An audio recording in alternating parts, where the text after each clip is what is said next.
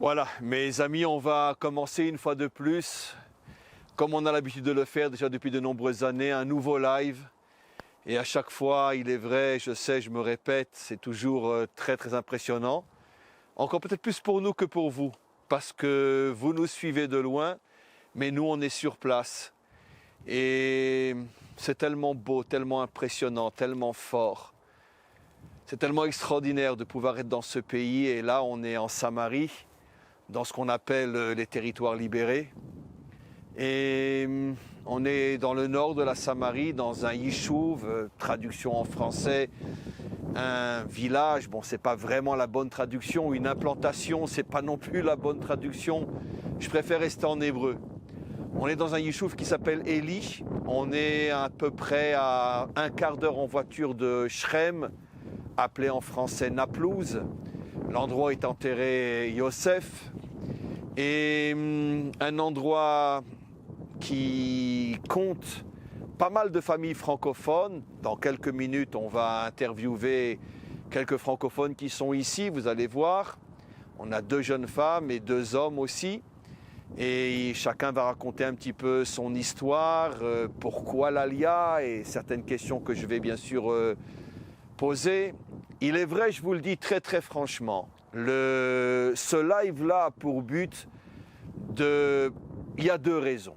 La première raison, c'est bien sûr de motiver nos frères et nos sœurs qui sont encore en dehors du seul endroit où un juif devrait être, ici en Israël. Et ce n'est bien sûr pas une critique, à Dieu ne plaise. Moi-même, je ne suis venu en Israël qu'à l'âge de 35 ans. Et donc, je suis le dernier à critiquer ceux qui ne sont pas encore là, puisque chacun a son parcours, chacun a son cheminement. Et ce n'est certainement pas à nous de dire à quelqu'un « mais qu'est-ce que tu fais encore en France? Pourquoi tu n'es pas là ?» Notre but, c'est simplement de montrer que notre place véritable est là. Pour l'un, ça va prendre 20 ans, pour l'autre 30 ans, un autre 40 ans, un autre 10 ans, peu importe. Chacun a son cheminement. Et ce n'est pas à nous de précipiter les choses, ce n'est pas à nous de se présenter comme des extrémistes qui disent « si tu n'es pas en Israël, tu perds ton temps ». Certainement pas, ce n'est pas le but. Le but est de vous montrer qu'il faut, oui, être en Israël, de vous aider à comprendre que c'est la place de chaque juif d'être ici et que finalement c'est le seul endroit où un juif peut vraiment se réaliser. Et je suis sûr qu'en discutant avec les 4 personnes que nous avons choisies pour parler de leur aliyah et de ce qu'ils font ici en Israël, je pense qu'on arrivera à cette motivation.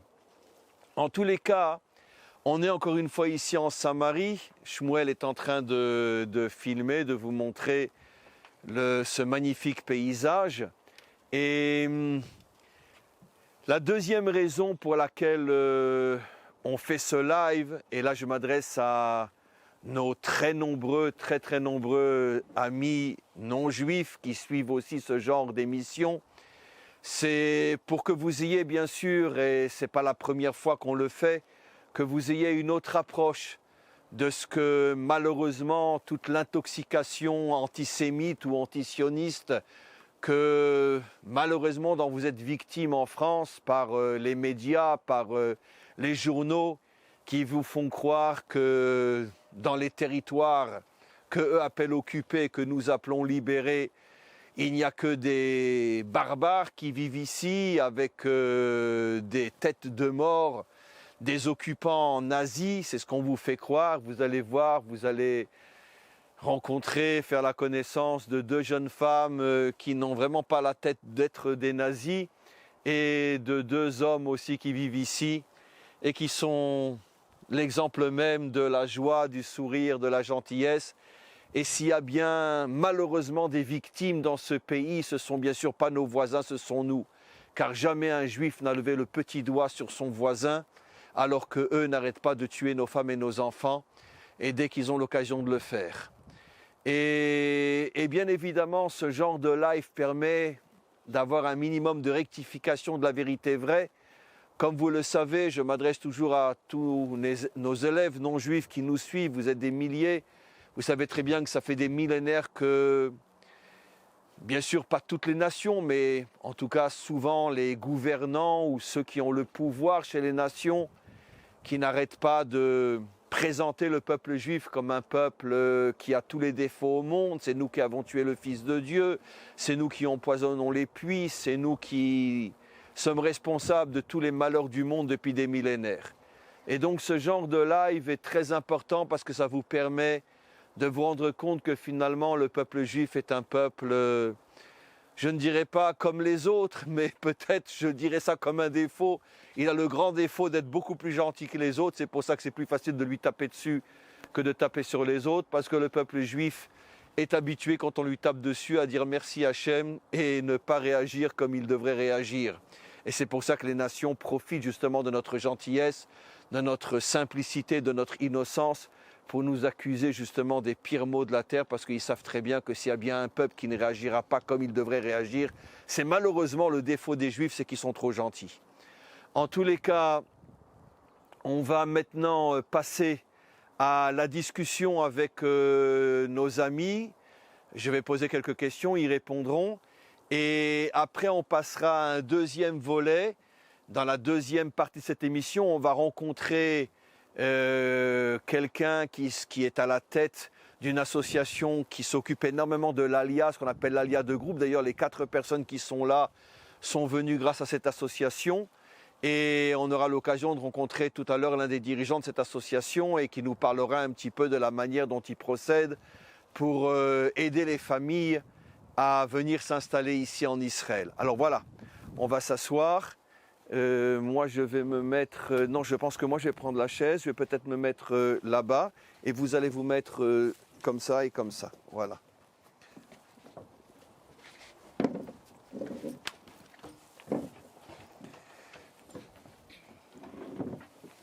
Voilà. Alors, on va faire les présentations des terribles colons. Sortez vos dents de monstres. Hein? Non, parce que vous êtes un colon, vous. Ah oui, bien sûr. Hein? Alors, vous êtes forcément un barbare. Non, c'est mon humour à dessous. Oui, bien sûr. Voilà. Alors, on va les présentations, vite fait, et pas de questions, juste présentation. David Pinchas. David Pinchas. De Eli. À l'origine de quelle ville? Je suis monté à partir de Toulouse. À partir de Toulouse. Après, si je vais poser des questions plus honnêtes. Mais David Pinchas de Toulouse, il y a combien d'années? On est dans la 7e année, il y a 6 ans. 6 ans. Shai Zandberg de Bruxelles. Ah, vous êtes de Bruxelles, Il y vous? a 7 ans. Ouais. Ah. On s'est croisés À Bruxelles, on s'est croisés? il y a 30 ans, rue de la Source. La petite yeshiva que... C'était ma yeshiva. Ben oui, c'est pour ça. C'est qu'on s'est pas croisés. vrai. Quoi? Vous êtes venu à ma yeshiva à Bruxelles il y a 30 ans? C'est là que j'ai commencé à me Incroyable. reprocher du judaïsme. Ah bah alors là, c'est la surprise du siècle. Je suis venu rien que pour ça, alors. C'est pas possible, je ne me reconnais pas, mais... Bon, donc, on a avancé dans la vie. J'avais, il y a une trentaine d'années, j'avais un centre d'études pour étudiants à Bruxelles et notre ami vient de me dire qu'il m'a connu à cette époque-là là-bas. Incroyable, comme le monde est petit. C'était bref. Donc, de Bruxelles, il y a combien d'années que vous êtes là, vous? C'est ma 7e année. 7e année, vous aussi. Alors moi c'est Jessica Elbaz, anciennement de Villeurbanne. Je rentre dans la 6e année de l'ALIA directement. 6e année, vous aussi. Voilà, moi c'est Sarah Koefik, Melman maintenant. Moi aussi je suis de Villeurbanne et moi aussi ça fait 7 ans que je suis ici. Donc plus ou moins tout le monde, ça fait 6-7 ans que vous êtes là. Un hasard. Voilà. Alors, je voudrais maintenant poser une question simple et chacun va répondre et chacun va expliquer assez brièvement mais en touchant les points les plus importants. En commençant par Pinchas, qu'est-ce qui vous a pris de vouloir quitter Toulouse et venir en Israël? C'est une question qui mériterait plus que 5 minutes, mais du coup, Le micro. je vais essayer d'être concis et bref, mais ça va pas être simple. Ça peut être 10 minutes aussi. J'ai rencontré, je suis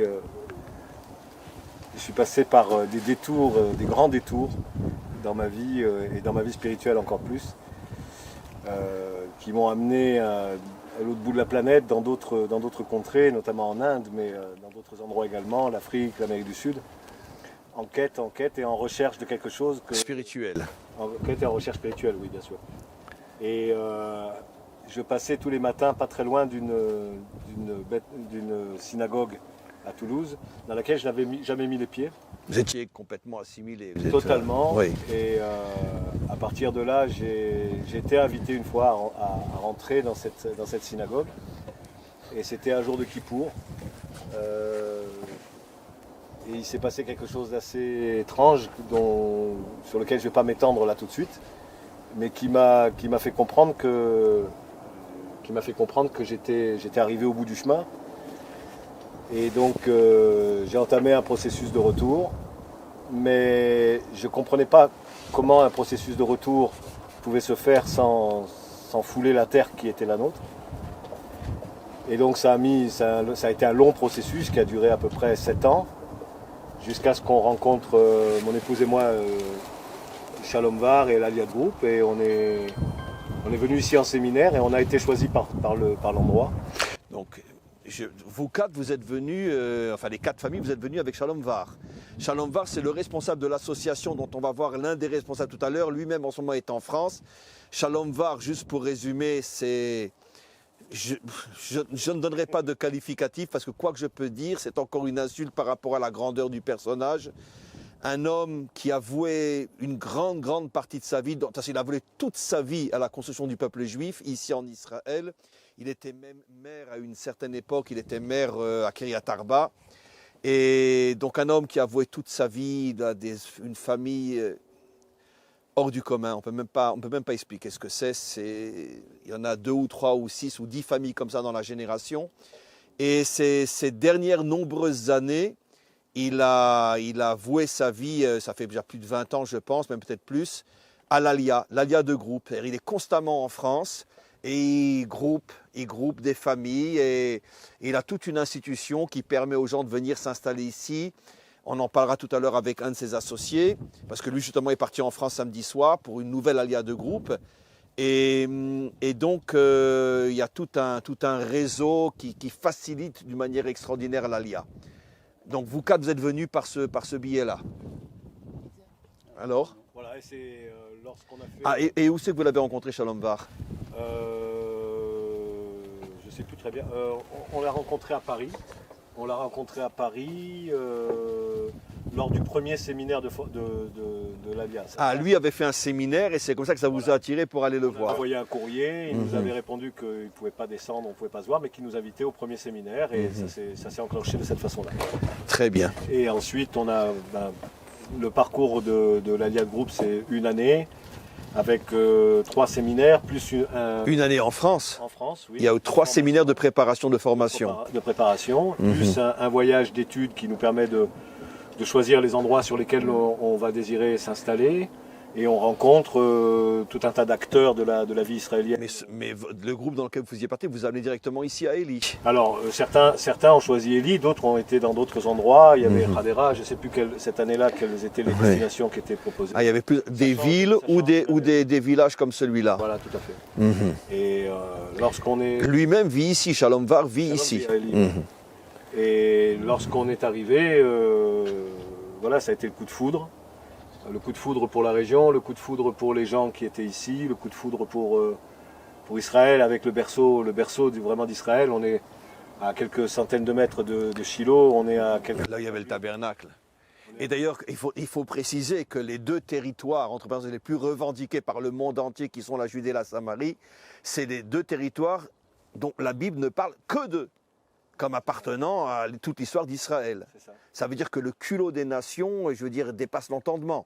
Ça veut dire dans toute la Bible, on ne parle jamais d'autres territoires. Judée, Samarie. Toute l'histoire biblique d'Israël, c'est en Judée et Samarie. Et comme par hasard, ce n'est pas à nous. Ça veut dire que... Et la route des patriarches qui passe ici, le chemin, évidemment. Puisque la première révélation, d'ailleurs c'est notre paracha, Lech Lecha. On est d'une manière providentielle dans la paracha où Dieu va se révéler pour la première fois à un quart d'heure de voiture d'ici, même pas. Et c'est là que Hachem se révèle à Abraham et lui dit voilà, cette terre sera à toi. Et il y a toute la route qu'on connaît jusqu'à aujourd'hui, où il est descendu après jusqu'à Hebron, qu'on appelle la route des patriarches. Voilà. Et c'est ce qui a aussi joué en faveur d'Élie pour le choix qu'on a fait mon épouse et moi. Et parce qu'on a foulé les mêmes endroits sur lesquels Abraham, Yitzhak, Yaakov, tous nos ancêtres marchaient sur ces... C'est la terre biblique dans son essence ici. Et je pense que c'est pas un choix conscient, c'est vraiment quelque chose qui s'est imposé. Ça a été vraiment une rencontre et quelque chose d'assez puissant, suffisamment puissant pour qu'on s'y installe de façon pérenne ici maintenant. Notre ami de Bruxelles, il va falloir qu'on se parle après, parce que je ne me rappelle pas du tout qu'on s'est rencontrés à Bruxelles. C'était bref, mais très intense. Nous, pareil, hein, nous on est venus surtout parce que on voulait que nos enfants soient israéliens.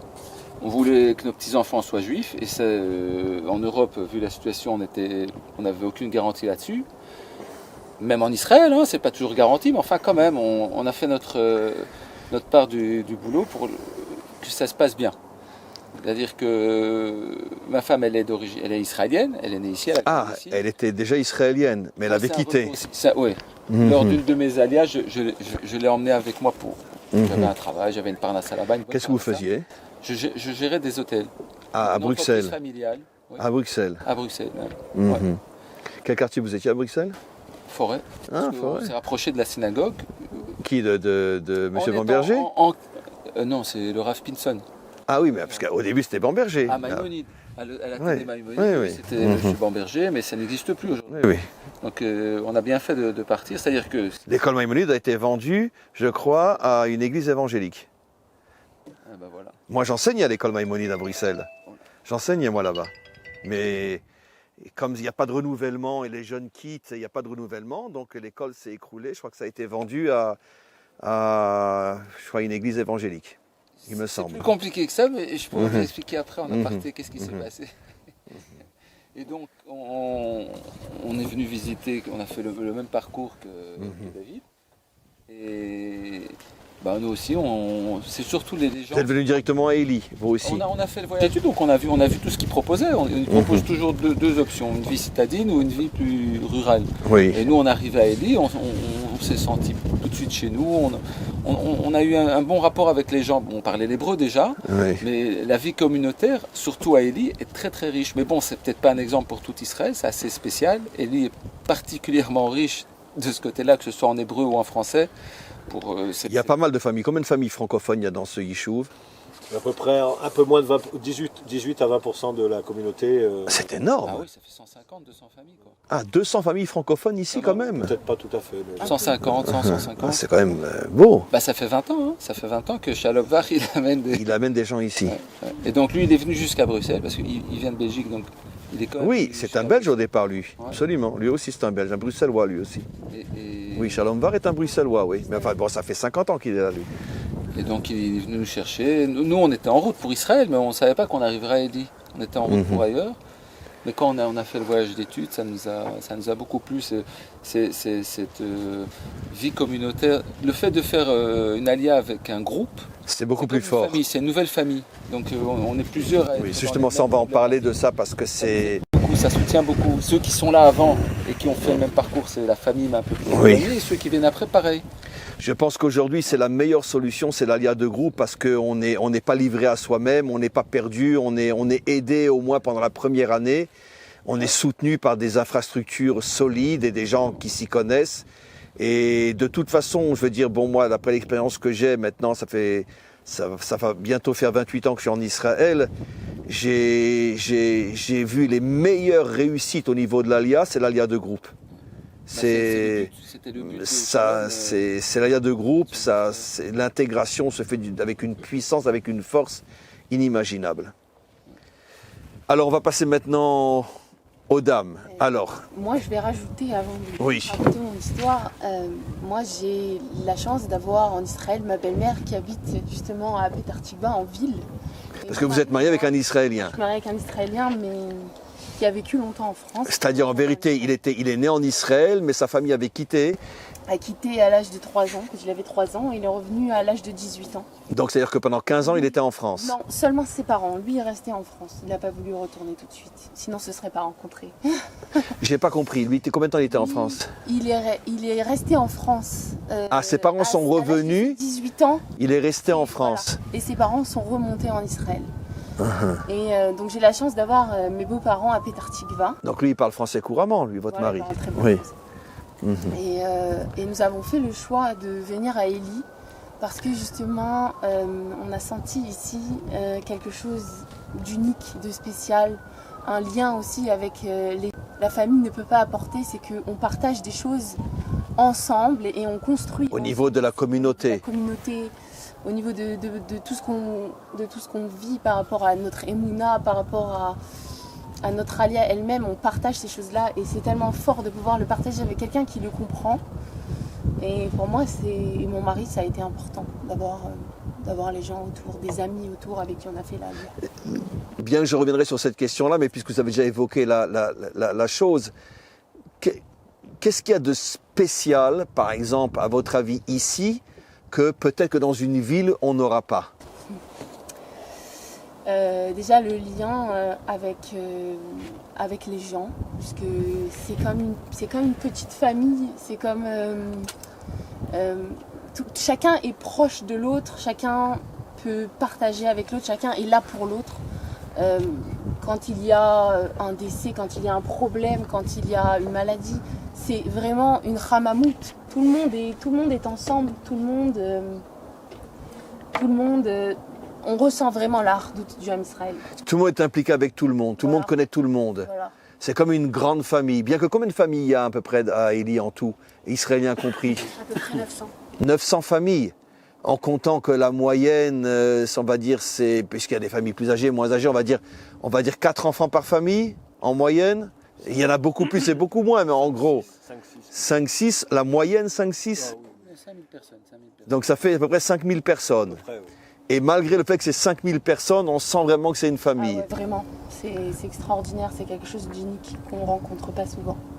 Et c'est vraiment, pour moi et mon mari en tout cas, ça a été extraordinaire. Maintenant, mon mari, il n'est pas là. Il vibre beaucoup pour Shiloh qui est l'endroit du Mishkan.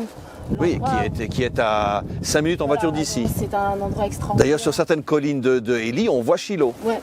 Oui. D'ici, c'est un peu loin, mais Ouais. c'est un endroit où on ressent une doucha spéciale, un air spécial. Moi, j'aime beaucoup cet endroit-là et je vibre beaucoup. À Shiloh, oui. Shiloh, c'est très particulier. Voilà, j'y étais souvent pour plein d'occasions, mais j'aime toujours aller à cet endroit-là, vraiment. C'est quelque chose de spécial. Alors, et vous?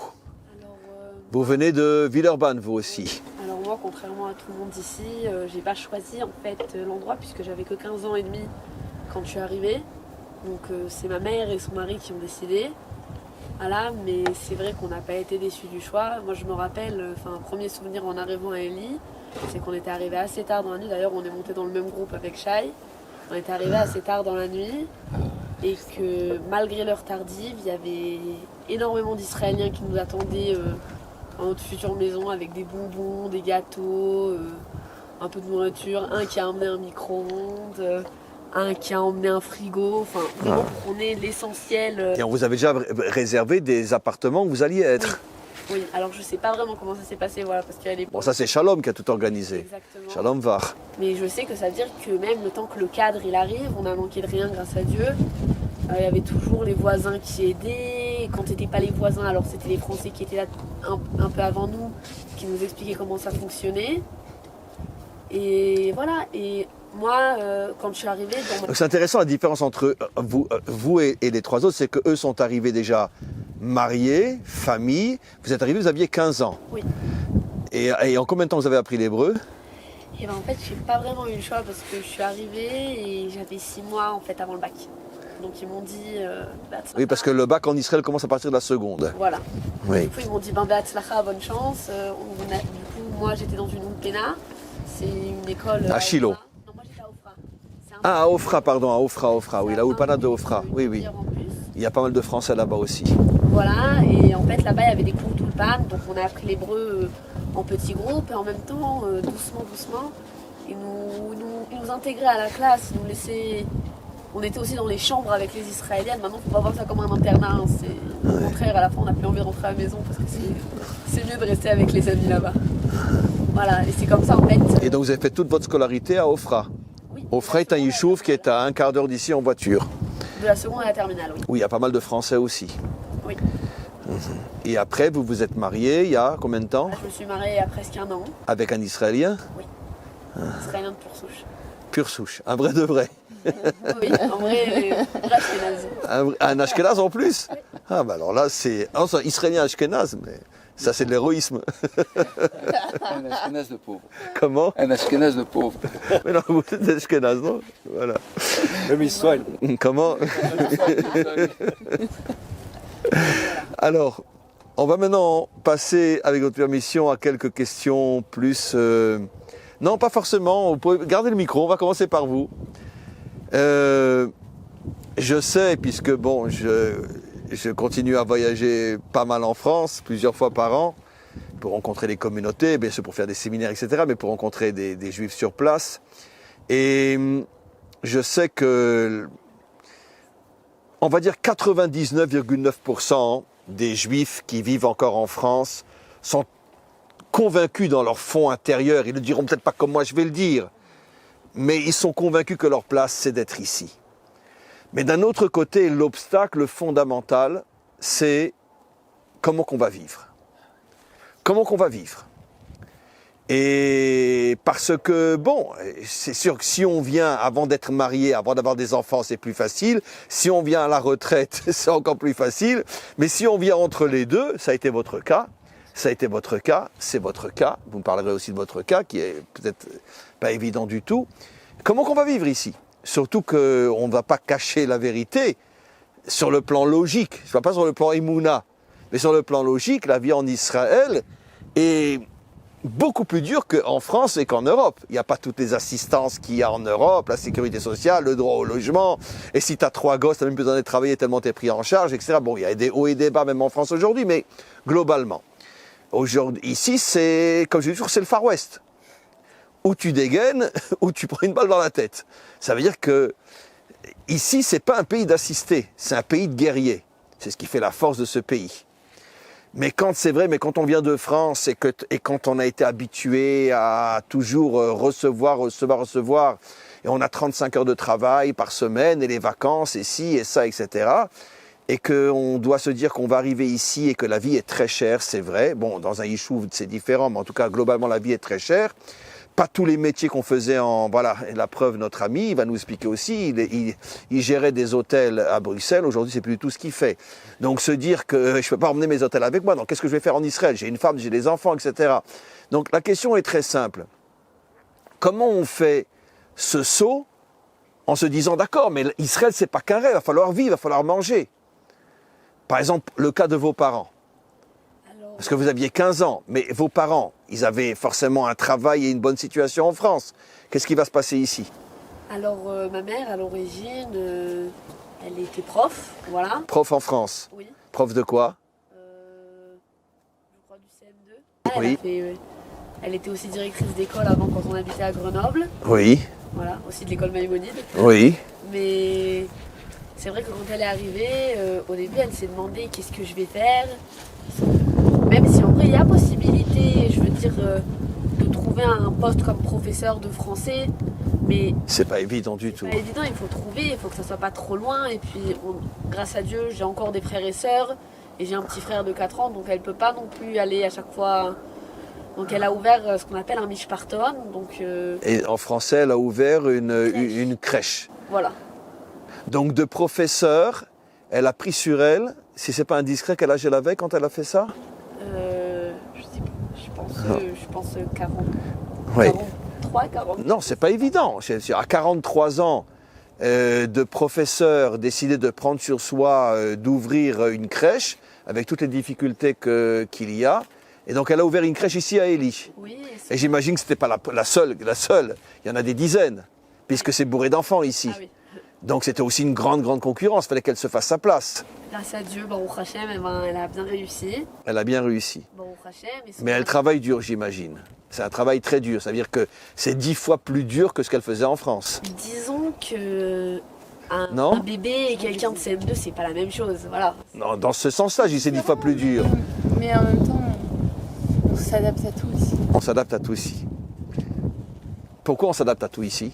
Parce qu'on a la chance de... Je sais pas comment exprimer. On a la chance de recommencer tout à zéro. Mais en même temps... moi, je vais parler pendant mon expérience personnelle, ce sera plus facile. Moi, je faisais des choses, par exemple, en France, de ce que je me souviens, je restais toujours quand j'étais en dehors du travail, je faisais jamais ni de rougim, ce qu'on appelle. Qu'est-ce que vous faisiez comme travail en France? Moi, avant de partir, j'ai décroché un CDI chez un grossiste, un juif. Donc j'avais toutes mes vacances, j'avais pas de difficultés réelles Pour les fêtes, pour etc. les fêtes, etc. Et je venais de décrocher mon CDI, donc j'avais plus de... C'est quoi problème. CDI? Un CDI, c'est un contrat à durée indéterminée. Ah En oui. fait, on ne peut pas être viré si vous voulez. Oui. Enfin, il faut des bonnes raisons. Donc en fait, j'avais une place bien fraîche, quoi. J'avais besoin de bouger, j'étais confortable, mais j'avais aucune raison de quitter la France. Ici, ce que j'aime, c'est que malgré les difficultés qu'on a à trouver notre voie, notre travail, on peut faire plein d'autres choses qu'on ne faisait pas en France, hormis ça. Pour moi, par exemple, c'est faire des choses que j'aime. J'apprends à me connaître moi-même, à me dévoiler. C'est ce que la terre d'Israël, elle m'a permis de révéler ici. Notre identité réelle, Ouais. qui on est véritablement. Ouais, en fait, je veux pas trop déborder.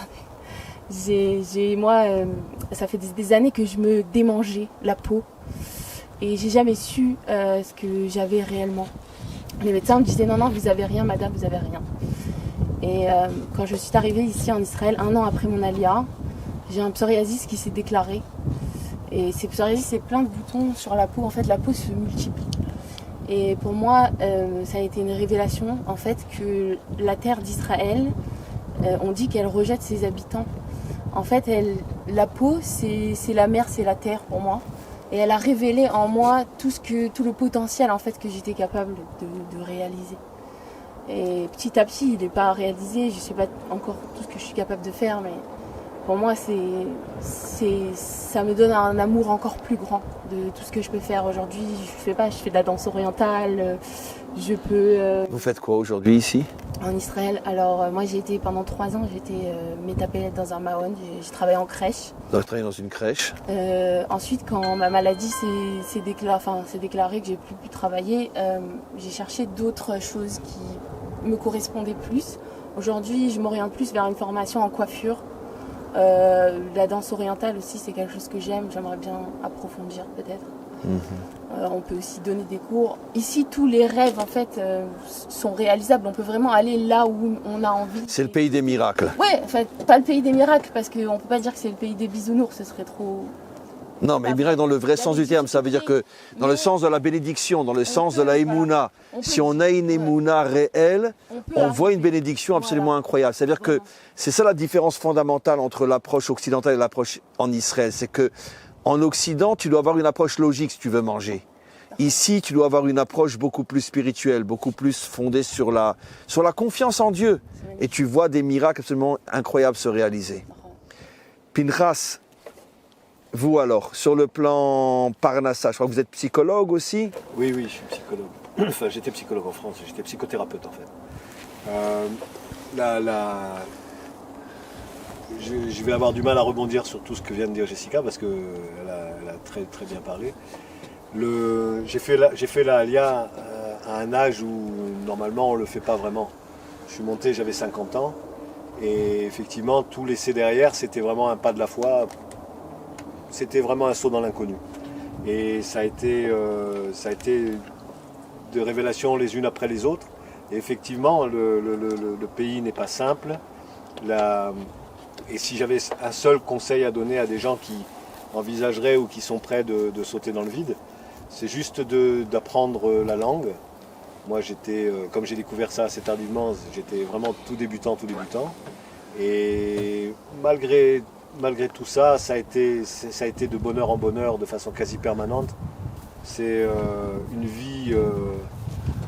On a tous la chance d'habiter dans un endroit qui est absolument merveilleux. On se lève le matin, c'est les patriarches qui nous réveillent. Donc face à ça, lorsque le choix se pose et qu'on se clarifie dans nos choix, à partir de là, la chose elle est simple. On se donne les moyens d'accéder aux choses que l'on a envie de faire. Et pour ça, on fait certains sacrifices ou certains autres choix. Puis on ressent ici que de toute façon, ce qu'on fait, c'est rempli de vie, rempli d'énergie, rempli de... Sans vouloir parler de moi, mais ma petite expérience personnelle, elle m'a dit de la raconter aussi, j'ai raconté 1000 fois dans mes cours. Mais moi, quand j'ai quitté la France, j'avais un centre d'études avec plus de 300 élèves à Paris, rue Pelé, métro Richard Lenoir. Et quand je suis arrivé ici, il fallait manger. Et j'ai travaillé pendant presque 2 ans comme déménageur. Vous imaginez, j'arrive à un centre d'études avec 300 élèves, je suis déménageur ici. Je vous promets de ma bouche à Hachem, et il sait que j'ai la vérité. J'ai été 1 milliard de fois plus heureux déménageur ici que d'être rave à Paris. Et tous les jours, je disais merci Hachem quand je rentrais dans mon camion et puis que je devais porter 4 étages, des trucs. Je dis mais Hachem, mais... J'avais pas de mots tellement j'étais heureux. Je ne saurais pas expliquer, c'est pas logique. Non, c'est pas logique. C'est pas logique. Enseigner la Torah à 300 élèves, c'est quand même mieux que de porter des cartons sur tes épaules. Mais la différence, c'est qu'ici, tu es en Israël. Et quand tu es en Israël, c'est inexplicable. Tu sens que ta vie, elle a un sens. Et j'avais plus de sens dans ma vie en portant des cartons sur les épaules qu'en enseignant à 300 élèves à Paris. Je ne sais pas l'expliquer logiquement, c'est du ressenti et tout le monde le ressent comme ça. On ne peut pas l'expliquer, tous autant que nous sommes ici. Ce pays offre toutes les possibilités. Vraiment, c'est quelque chose d'assez incroyable. On peut reprendre des études à n'importe quel âge, vraiment, retourner à l'université. Oui, en Israël, oui. On peut refaire absolument tout un... On peut commencer des études à 40 ans même. Mais à 40, 50, 60, il y a quelqu'un qui vient de passer son Toar Sheni, je ne sais pas comment on dit en français, sa maîtrise, à 83 ans. Moi, j'ai une belle-fille qui a commencé des études, elle avait jamais fait d'études de sa vie. Elle a commencé des études, elle avait déjà 3 enfants. Elle a aujourd'hui un poste, elle travaille dans un hôpital, mais un poste de folie. Elle a commencé des études, elle avait 27, 28 ans quand elle a commencé ses études, avec 3 enfants déjà. Tout est bâti autour de la possibilité pour chacun de réaliser ce qu'il est, son rêve et ce pourquoi il est fait. Et dès lors qu'il le découvre, les voies à ce moment-là s'ouvrent de partout. Et Sarah est à l'université, Jessica étudie, on est tous en permanence sollicités pour évoluer, avancer. Et cette sollicitation, elle vient d'un côté de l'intérieur de nous-mêmes et en même temps, tout l'environnement concourt à ça de façon quasi permanente sans même qu'on s'en rende vraiment compte. Donc chaque alia est particulière. Et notre ami, je précise, ayant moi-même vécu à Bruxelles, je sais que heureux comme un juif à Bruxelles, il n'y a pas. La vie est calme, tranquille, pépère. Absolument. Il y a des parcs partout. C'est une ville magnifique. Comment on peut venir de Bruxelles et arriver au Far West ici? Comment c'est possible? Moi j'ai toujours aimé les challenges, j'ai toujours aimé les défis. J'ai souvent, je suis souvent sorti de ma zone de confort. J'ai fait plusieurs fois l'alliage, j'ai souvent voyagé, j'ai changé de métier, de carrière. Ouais. Bon là, avec l'âge, je me rends compte qu'il y a des difficultés en plus. Mais surtout, c'est vrai qu'à Bruxelles, on sent que tout ce qui est matériel est assez facile d'accès. C'est une vie, je ne sais pas comment c'est aujourd'hui, moi ça fait des années, mais je sais qu'à mon époque, c'est pareil. Je veux dire, je connais des Israéliens qui sont là et ils s'éclatent, hein, et ils font du business, ils font des bonnes affaires. Où c'est à Bruxelles? À Bruxelles. Ouais. Mais par contre... Parce que c'est pas évident, je sais que l'alia belge est une des alias les moins importantes d'Europe. Il y a 2 pays duquel les juifs pratiquement ne bougent pas, c'est la Suisse et la Belgique. Comme à Strasbourg en France, les juifs. Oui, comme à Strasbourg aussi, oui. Bon, c'est pour d'autres raisons, parce que la communauté, la vie religieuse est très très forte à Strasbourg, donc Mais bon, c'est pas que je À Bruxelles, justifie. Il n'y a pas Non, il n'y a pas du tout de vie religieuse, Non. mais c'est une vie matérielle très facile, ouais, très ouais. confortable. Donc venir et se retrouver ici dans un yishuv en Samarie avec toutes les difficultés. Et qu'est-ce que vous faites ici si ce n'est pas indiscret? Au moment, je suis à une période charnière et je galère un peu. Donc je comprends tout à fait les gens qui ont des appréhensions et qui ont peur de venir. C'est vrai que ça demande un peu de courage parce que c'est vraiment, c'est très très dur. Au plus l'âge avance, au plus c'est dur. 40, 50 ans, je pense que dans la Alia, la reconversion professionnelle pour les hommes, c'est ce qu'il y a de plus dur. C'est vrai. Donc ça fait un peu peur, mais le jeu en vaut la chandelle. Comme tu disais, on a une satisfaction d'être ici. Bon, on l'a pas, hein. Moi, je juge personne. Ceux qui sont bien là-bas et qui disent ouais, bon, on vit bien ici. Moi, j'avais l'impression un peu, c'est comme quand il y a une pièce de théâtre ou un film. Là-bas, on répète, mais on monte jamais sur scène. Donc, on passe peut-être un peu à côté de l'essence des choses. On vient ici, on est tout de suite au premier rang, on est sur le devant de la scène et on improvise et on se débrouille et il y a des miracles qui se passent, mais il faut les provoquer. Et donc c'est un confort. Je donne toujours un exemple. Mais il en vaut la peine, quoi. Pour confirmer ce que tu dis. C'est comme deux personnes.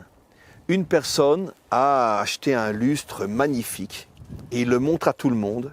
Seulement, il le montre dans un endroit où il n'y a pas de prise pour le brancher, donc il n'y a pas de lumière. Mais le lustre, qu'est-ce qu'il est beau. Et un autre qui a une petite lampe, de rien du tout comme ça, avec un fil et une prise.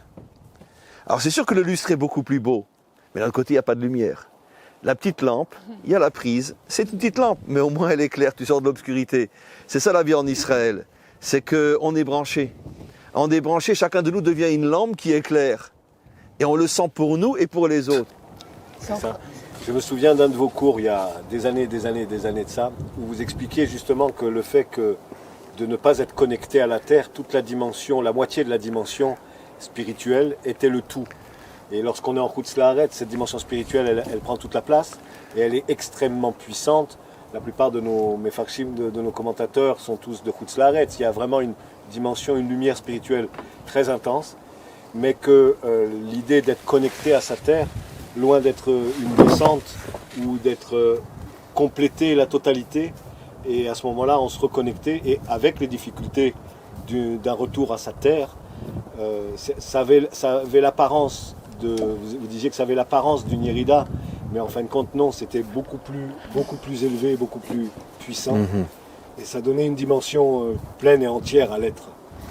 Et c'est un peu, ça a été un des déclencheurs de Mahalia également. Donc en vérité, avant de passer à une autre question, globalement, sans se concerter, vous dites finalement ce que je pense que n'importe quel juif qui a réussi son alia dira, et vous l'avez très très bien exprimé. La différence fondamentale entre ici et partout ailleurs, c'est que bon, partout ailleurs tu peux avoir une vie agréable, tu peux gagner bien ta vie, tu peux... Très bien, mais tu n'es pas en connexion avec toi-même. Authentique. C'est pas authentique. Il y a encore une chose, C'est pas authentique. Il y a encore une chose qui est importante, je pense. C'est qu'ici, on rencontre sur notre route tout ce dont on a besoin pour avancer. Et ça, quand on est capable de le voir, ça connecte à une Emouna, je pense, qui est extraordinaire, parce qu'en Chutz La'aretz, on ne peut pas le voir. Ici, on a tellement... On rencontre des embûches pour se construire, et chaque embûche, elle permet, ou chaque obstacle, ou chaque échec qu'on pense être un échec. Tout à l'heure, vous aviez parlé justement de quelque chose qui vous arrivait de vous prendre en main ici et que c'était en vérité un vrai cadeau. Et moi, j'ai rencontré sur ma route une personne pour l'instant extraordinaire qui a réussi à m'aider à voir tout ce que je n'arrivais pas à voir jusqu'ici. C'est difficile d'expliquer en 5 minutes, je pourrais pas. Mais je vois par exemple mon mari qui a 40 ans et a fait 9 ans d'yeshiva, a été au collège. Lui en France, il ne faisait que étudier. Il faisait que étudier. Aujourd'hui ici, il a fait énormément il est passé par énormément de travail. Et aujourd'hui, il arrive à vraiment être posé dans son travail et tout ça parce qu'on a réussi à voir à chaque étape qu'il y avait quelque chose, ça a apporté quelque chose. Et vous m'avez dit qu'il veut faire des études de médecine. Non, Mon mari, il travaille Ah non, je me suis trompé, dans l'entretien du Yishuv. Oui.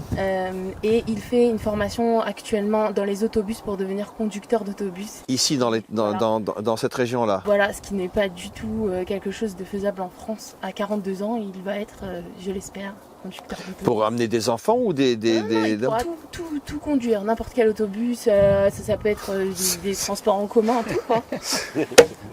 Je dois faire attention de ne pas pleurer parce que je pense quelqu'un qui a passé sa vie au Kollel en France et ici, il va être conducteur de bus. C'est quoi le mieux? Et sachant qu'on a plein d'autres projets en cours. C'est extraordinaire, c'est fabuleux. C'est vraiment l'exemple de... Mais c'est difficile à transmettre le message parce que tu vas dire à quelqu'un, admettons, qui étudie dans un collège en France, tu vas dire, est-ce que tu accepterais de tout lâcher pour devenir conducteur de bus en Israël? Il va dire, mais ça va pas, non, mais moi j'étudie la Torah, je vais pas dire... Mais il n'y a que quand tu es ici, tu te rends compte que finalement... Il y a une prise de conscience. Même comparer, c'est déjà une insulte pour conducteur de bus en Israël ou être dans un kollel en France. Je ne veux même pas essayer de comparer parce qu'on ne compare pas la lumière à l'obscurité. Il n'y a pas de comparaison possible. Surtout que j'imagine que votre mari va continuer à étudier, etc., évidemment. Baruch Hashem, il a eu du mal parce que les choses de la vie, elles ont fait que le travail, il a primé. Mais aujourd'hui, Baruch Hashem, il a repris sa chavruta. Au début, il y avait tout le problème de l'installation, etc. Le travail, tout, mais on arrive à replacer l'étude et pour lui, c'est toujours important. Il a toujours étudié seul, même s'il n'a pas pu le faire en chavruta. C'est quelque chose qui est important pour lui. Et voilà. Et je voulais aussi remercier Shalom et Liat parce que je ne l'ai jamais fait. Shalom Var et son épouse, bien sûr. En fait, très en colère au départ parce que quand ils sont arrivés chez nous, ils nous ont dit « Vous êtes trop mignons, on ne peut pas vous laisser ici. » Mais où ça, ici? À Eli? Non, en France. Ah.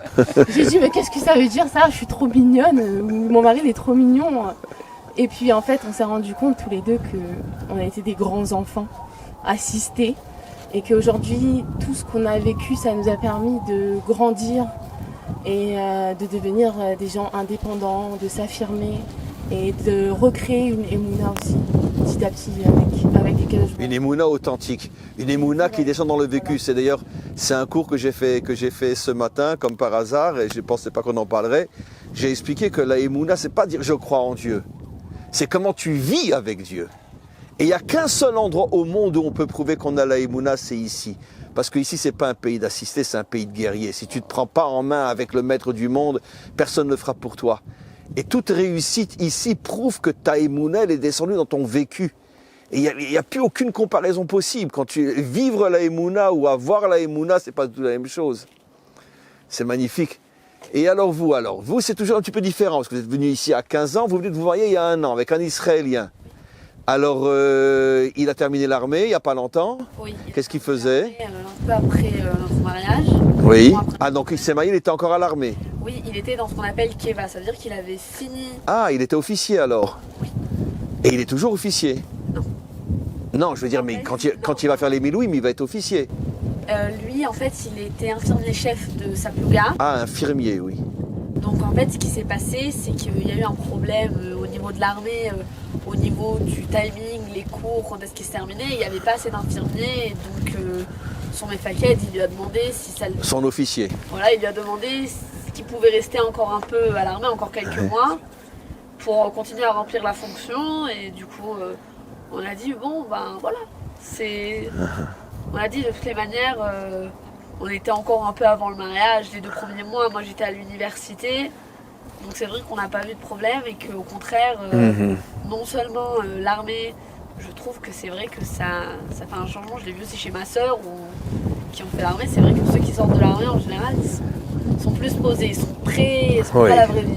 Ils sont très très construits. Voilà, l'armée, l'armée en Israël, c'est un des plus grands cadeaux qui est donné à notre jeunesse, c'est que quand ils sortent de l'armée, c'est plus comparable, quoi. Ils ont 50 ans d'avance sur n'importe quel jeune du même âge partout dans le monde. Oui. C'est tellement ils sont formés, l'expérience, Non, c'est vrai que d'un point de vue extérieur, moi je parle parfois avec mes amis qui sont en France, tu as commencé tes études à 22 ans, hein, pourquoi avoir attendu autant de temps? il y avait d'autres choses à faire, c'est tout. Ouais. Voilà, je dis pas de repousser les études indéfiniment. Non, mais c'est souvent le cas en Israël. Il y a d'autres choses. Il y a des priorités qui font que un jeune couple qui se marie est tellement pris par le problème du quotidien que des fois ils sont obligés de repousser leurs études. Et votre mari, j'ai cru comprendre que lui, il va maintenant faire des études de médecine. C'est ce qu'il voudrait, mais Ezrat Hashem, il doit passer des psychométriques, mais je pense qu'il les aura, c'est sa vocation depuis qu'il est plus jeune, il est volontaire à Magen David Adom. C'est ça, il a toujours été dans l'infirmerie, quoi. Exactement, à l'armée aussi, c'était son job en plus d'être tankiste, donc ça a toujours été son rêve, donc je pense, et j'espère qu'il réussira. Une autre question. Ça m'intéresse de vous l'entendre dire. Elle est un peu délicate cette question parce que comment dirais-je, pour quelqu'un qui vit à l'extérieur, même à l'arrière en Israël, la plus façon quand il vit à l'extérieur d'Israël, des gens qui vivent dans les territoires entourés d'Arabes, etc. Vous ne vivez pas dans la peur, dans la crainte, dans la... Alors racontez un petit peu. Oui, vraiment, vous vivez terrorisé, vous vivez... On se cache sous la table. On mange un palestinien tous les matins au petit déjeuner. Voilà. Ouais. La vie est tout à fait normale dans des conditions anormales. Normal dans des conditions anormales. Et alors explique, ça veut dire quoi, anormal dans des conditions anormales? Les lois internationales ne reconnaissent pas ce territoire comme étant Israël. Des conflits juridiques sans fin et incroyables sont partout sur la planète. Le moindre pays se mêle d'une histoire intérieure. Et au final,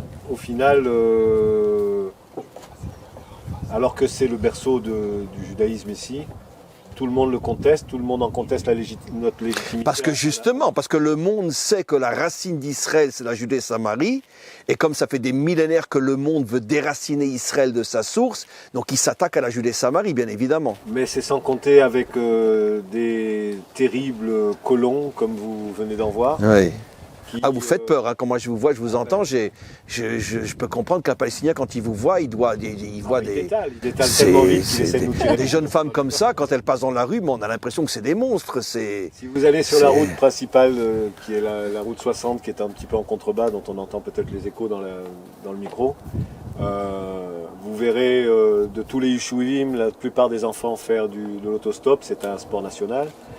Les bus roulent, les routes sont excessivement encombrées, plus d'ailleurs par les Palestiniens que par les Juifs, mais il y a une vie intense, foisonnante et bouillonnante ici.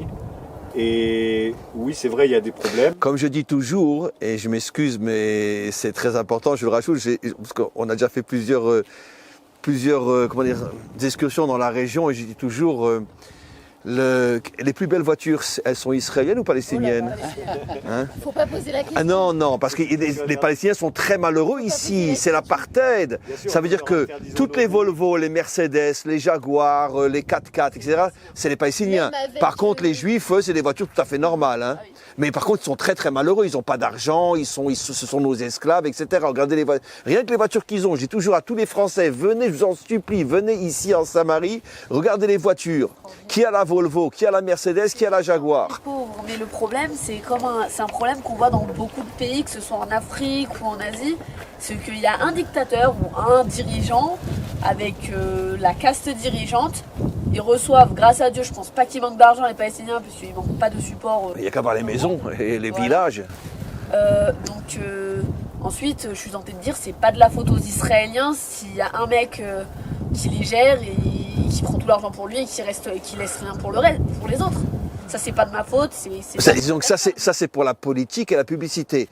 On laisse quelques endroits où on leur enlève tout, de manière à ce que quand les gens vont venir, regardez, ils n'ont pas de quoi manger. De temps en temps, voilà. on peut voir des jeunes sur la route, des jeunes Européens, que ce soit des Suédois, des Anglais, des Français, qui sont là sur la route avec un gilet jaune, avec écrit Free Palestine, on est là pour les protéger, mais pour les protéger de quoi? Moi, je me pose la question parce qu'en attendant, j'ai jamais vu un Palestinien se prendre une pierre sur la voiture, alors que nous, avec mon mari, on a déjà dû faire remettre la fenêtre et le pare-brise parce qu'on s'est déjà pris des cailloux. Ouais. Et on peut rien faire. On peut rien faire dans ces cas-là. J'ai jamais vu un Palestinien s'en prendre un de cailloux. Enfin, ou alors je suis myope. Donc, alors, dans la vie de tous les jours, je reviens à ma question, vous vous sentez tendu, vous vous sentez vivre dans un endroit dangereux ou pas? Non, absolument. Pas du tout? Non, non, absolument pas.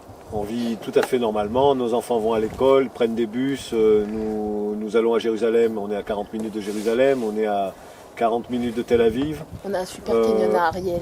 Nous avons des... Oui, Ariel, c'est juste à 10 minutes d'ici. Voilà, il y a un gros Vous êtes à l'université à Ariel, vous? Oui.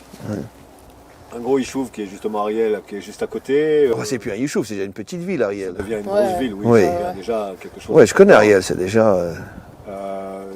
On fait beaucoup de... Comment on dit, des tiolim, Des excursions. Voyage.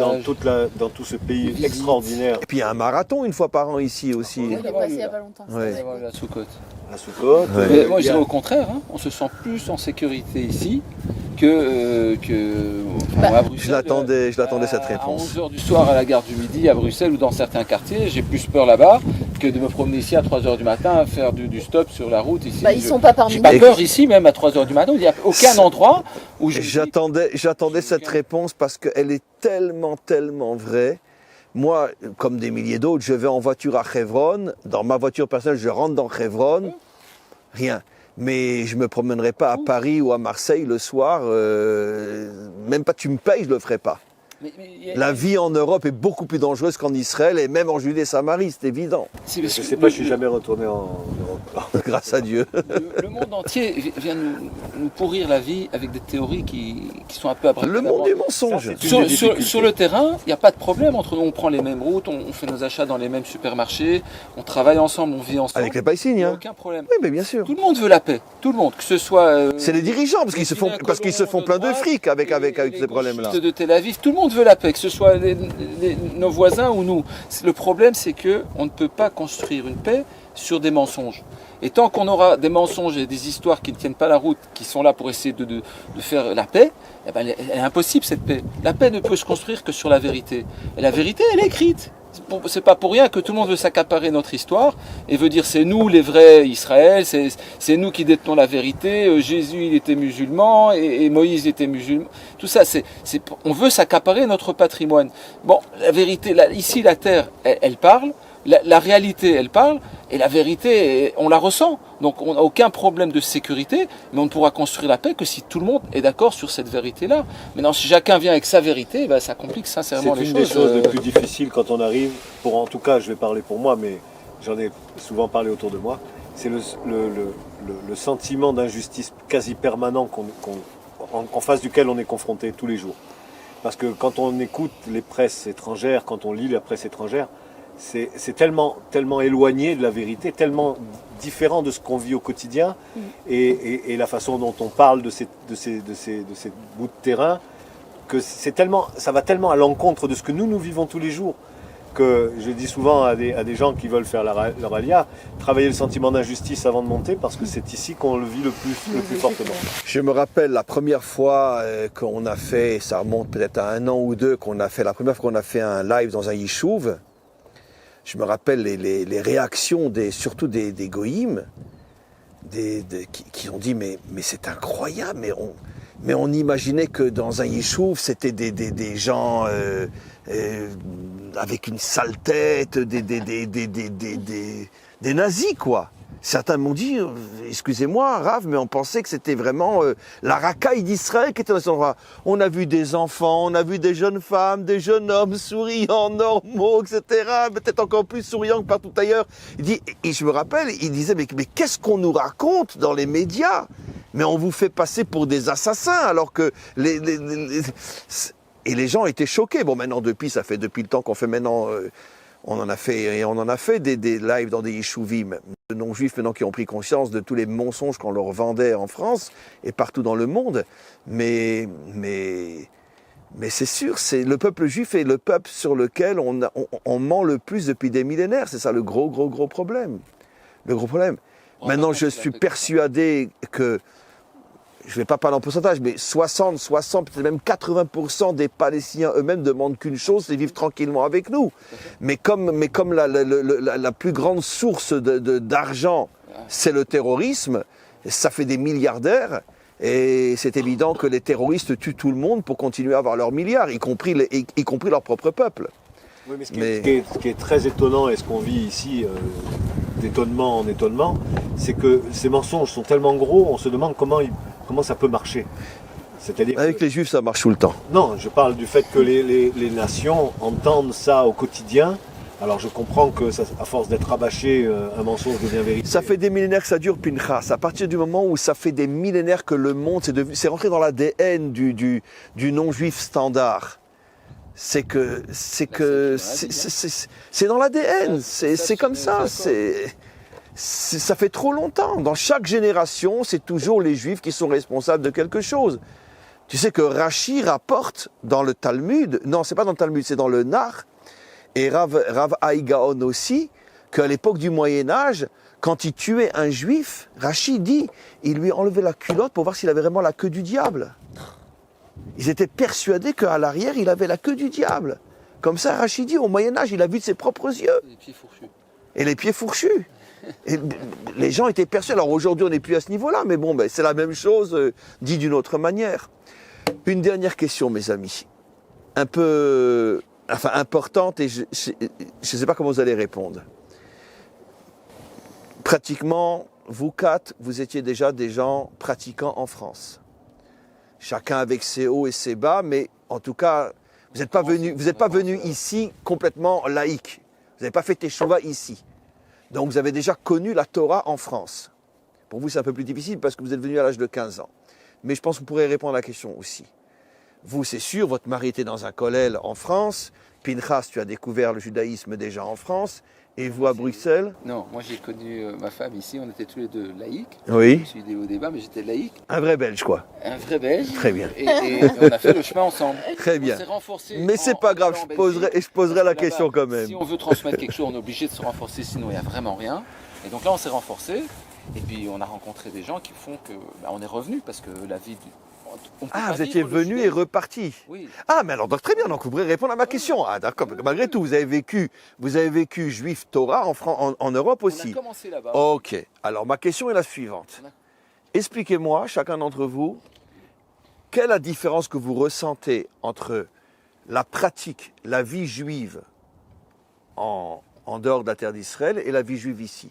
Sur quel point essentiel vous sentez une différence? On va commencer par vous. On m'avait pas laissé le temps de réfléchir alors. Non, c'est pas grave. Pour moi, je vais vous dire. Moi, j'ai grandi, je n'étais pas du tout religieuse. J'étais laïque jusqu'à l'âge de 12 ans. Jusqu'à l'âge de 12 ans. Jusqu'à l'âge de 12 ans. Mes parents ont fait une teshuva complète et ont décidé de... Quand vous aviez 12 ans. De faire Shabbat, tout quoi. Donc mes frères et sœurs ont grandi vraiment dans le monde Haredi. Haredi, à Lyon. Comme on l'entend, oui. Villeurbanne. Chapeau noir, enfin tout quoi. Moi, votre père? Je ne vois pas... Mon père, oui. Bon. Ils sont toujours à Lyon? Non, mes parents ont fait l'Alia un magnifique. an après nous. Ah, ils sont où eux? Ici à Élie, tout le monde est à Élie. C'est pas vrai, vos parents sont à Élie? Oui. Ah, mais c'est magnifique. Voilà. C'est une ville, hein, Élie. Incroyable. Le centre du monde. Il a toujours le chapeau? Mon papa, non, mon frère, oui. Mon papa, il est malade, donc c'est un peu compliqué. Mais voilà, il est jeune, il a un Alzheimer, donc... Mais mon frère, oui, il a le chapeau, il est à la yeshiva, à Mir. En vivant à Élie, il va jusqu'à Mir. Voilà. Quelle merveille. Ah, c'est beau, c'est extraordinaire. En fait, je pense que la Torah, c'est pas quelque chose qu'on vit selon des catégories de gens, Pour moi, c'est quelque chose qu'on vit à l'intérieur. C'est une vibration, c'est croire en Akadosh Baruch Hu, c'est une émouna. Ici, on est connecté directement à ça, à chaque chose qu'on fait dans la vie, chaque jour. À chaque pas qu'on fait, et on voit la beauté d'Akadosh Baruch Hu dans toutes les étapes de notre Aliyah Pashut. C'est-à-dire que ce que vous voulez dire, c'est que la vie juive en dehors d'Israël, c'est plus, on pourrait dire, une spiritualité, tandis qu'ici, voilà, c'est du vécu. Pour moi, ouais. Ici, je le vis plus à chaque instant où j'avance vers ma spiritualité. En France, j'étais déjà baignée dans ce milieu-là, mais c'est comme si que je l'avais appris comme robotisé, comme quelque chose que je devais faire. Ici, je l'apprends différemment. Je sais pas, c'est une connexion différente. À chaque étape que j'avance, je réapprends ma mâche à me connecter, à mettre une mâche maout sur une signification sur tout ce que je fais. Bravo.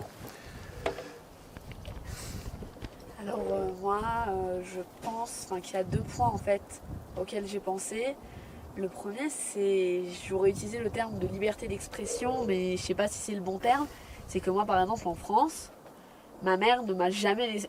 Déjà, aller chercher le courrier en bas, ça demandait un effort. Alors qu'ici, maman, je rentre à 2h du matin. Non, finalement, je rentre pas, je dors chez une amie.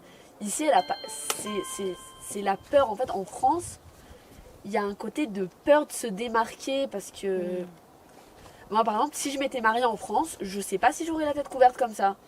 Mon mari, il y a pas longtemps, on s'était posé la question parce qu'on était en France il y a pas longtemps pour un voyage. On a fait 3 semaines en France, un peu de partout. Et c'est vrai que mon mari m'a dit tu vas pas avec le kissou de roche. Alors du coup, ça dépendait de l'endroit. Parfois juste je mettais un serrette, Un ruban. un ruban ou quelque chose. C'est vrai qu'on a été confrontés à ce problème. Donc je pense que c'est beaucoup plus facile de vivre ici son judaïsme sans avoir le regard des autres sur le dos. Moi je sais qu'en France, on était au supermarché en parlant à mon mari. Il y a quand même un vendeur qui m'a dit mais c'est pas une langue morte? Je lui dis bah non. Il fait ah mais je pensais que les gens comme ça, il y en avait plus. Voilà. Donc c'est vrai que sur le coup, je sais pas trop su quoi répondre. Et le deuxième point, je pense que c'est... On a une tendance en France à voir tout blanc, tout noir. Ça veut dire qu'en vrai, il y a tellement de sortes de juifs. On peut parler des Haredim, on peut parler de ceux qui ont la kippa srouga, de ceux qui ont la toute petite kippa de la taille du 2 cm, de ceux qui en ont qui couvrent toutes les oreilles, de ceux qui ont les grosses péotes, ceux qui en ont pas la barbe, les femmes qui vont avec tous les cheveux dehors et un petit ruban, encore une fois, celles où on voit même pas de cheveux. Alors qu'en France, on a tendance à avoir un exemple. Moi, je vois les 3 exemples. En France, c'est l'assimilé parfait, qui vient à la synagogue que pour Kippour.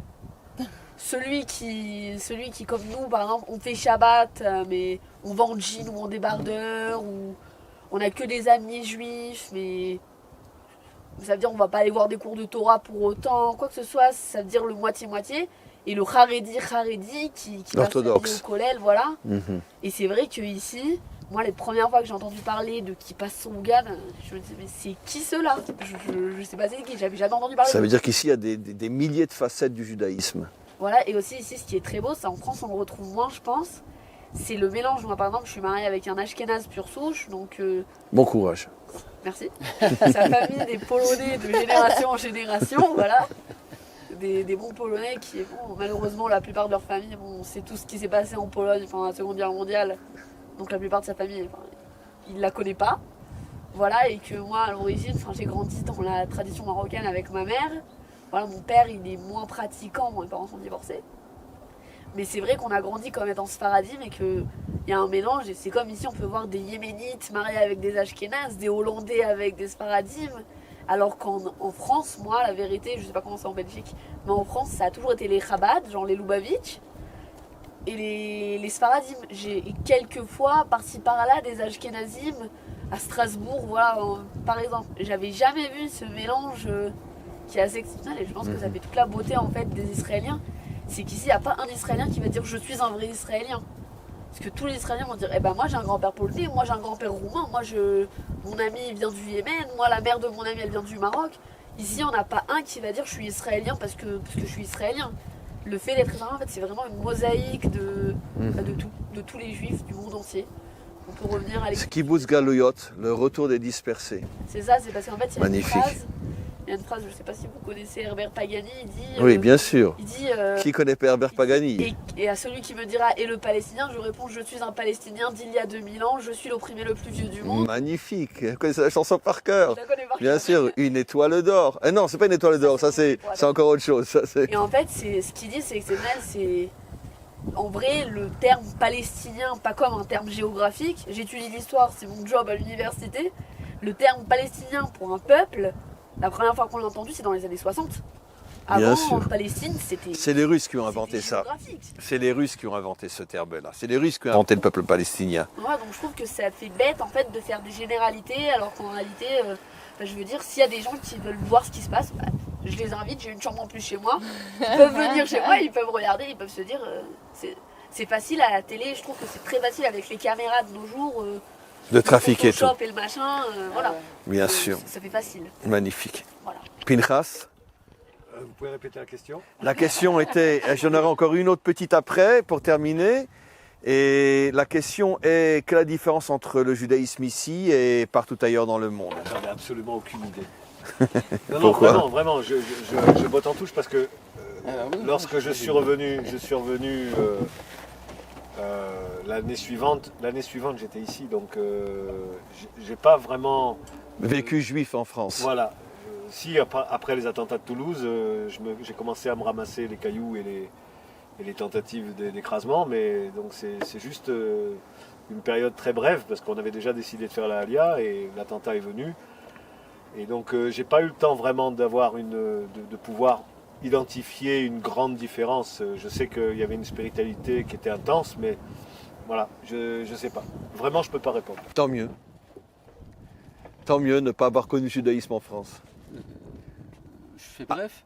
Bon, alors, qu'est-ce qu'un mais vous avez- Bruxellois peut dire? Vous avez tout fait résumer. Non, je pense que. Parce que ça moi, le n'engage judaïsme que moi. bruxellois, je le connais, hein, et bien même. Le judaïsme, que ce soit en Belgique ou en France, vous pouvez l'étudier. Mais le vivre, c'est très difficile et ça va le devenir de plus en plus. En Israël, c'est le contraire. Même si vous n'étudiez pas le judaïsme, Vous le vivez. Vous le vivez. Parfois, pour certains, vous le subissez puisqu'ils ne veulent pas de judaïsme. Des juifs qui ne veulent pas de judaïsme, ça existe, oui, en Israël. Même à l'étranger. Mais à l'étranger, vous ne voulez pas, ben, vous vous assimilez. 1-2 générations, il n'y a plus de juifs. En Israël, ça va être plus compliqué pour qu'il n'y ait plus de juifs. Mais bon, c'est la différence fondamentale, c'est que le vivre uniquement en Israël, l'étudier, vous pouvez également très bien l'étudier en France. Mais c'est une préparation à la vie ici. C'est magnifique. Moi, je me rappelle à titre personnel aussi que quand je suis arrivé en Israël et je suis parti faire des courses pour la première fois au Machane Yehuda, c'est le grand marché de Jérusalem. Je suis arrivé là-bas et mes amis, mais vraiment sincèrement, je me suis mis à pleurer comme une fontaine. Pourtant, on vend là-bas des carottes, des tomates, des trucs, du poisson, c'est le marché. Je me suis mis à pleurer comme une fontaine. Et je n'arrivais pas à expliquer pourquoi. Mais en vérité, avec le temps, j'ai compris. C'est que j'ai ressenti que je suis avec mon peuple. Précisément au marché. Parce que là, il y a de tout. Je suis avec mon peuple. Je n'avais jamais été avec mon peuple. Parce que j'étais dans une communauté, j'étais dans une synagogue, j'étais dans un centre d'études, mais je n'étais pas avec mon peuple. Le seul endroit où tu es avec le peuple, c'est dans un marché. Tu as des barbus, tu n'as pas des barbus, tu as des ci, tu as des ça, tu as tout le monde. Et c'est la première fois dans ma vie que je me retrouvais avec mon peuple. Et je me suis mis à pleurer, à pleurer, à pleurer, à pleurer. Une dernière question, très très vite. En vérité, c'est 2-3 mots que je voudrais que vous adressiez à tous ces milliers qui nous écoutent et qui nous écouteront surtout en différé. Un message, en 1 ou 2 phrases. Transmettez un message à tous ceux qui nous écoutent. Qu'est-ce que vous leur demandez de faire? On commence par les dames. On commence par vous. Alors moi je pense que si je devais dire quelque chose, je peux pas m'adresser à tous les publics parce que j'ai pas vécu ce que d'autres ont vécu à 30 ans ou à 40 ans. Voilà, mais si je devais m'adresser à tous les jeunes de mon âge un peu plus âgés, c'est vrai qu'il y a des difficultés, c'est pas le pays des bisounours comme on l'a dit, mais ça vaut tellement le coup. Vous êtes l'ami de Shalom Var. Ouais. Magnifique. Elie, shalom. Je dis, ça vaut tellement plus le coup, c'est... Aux jeunes en particulier. Je me sens beaucoup plus épanouie et beaucoup plus libre en fait ici. Je pense que ça vaut le coup de passer par les quelques difficultés, que ce soit la langue, le bac ou les études, pour finalement se sentir mieux avec soi-même. Merci. Bravo.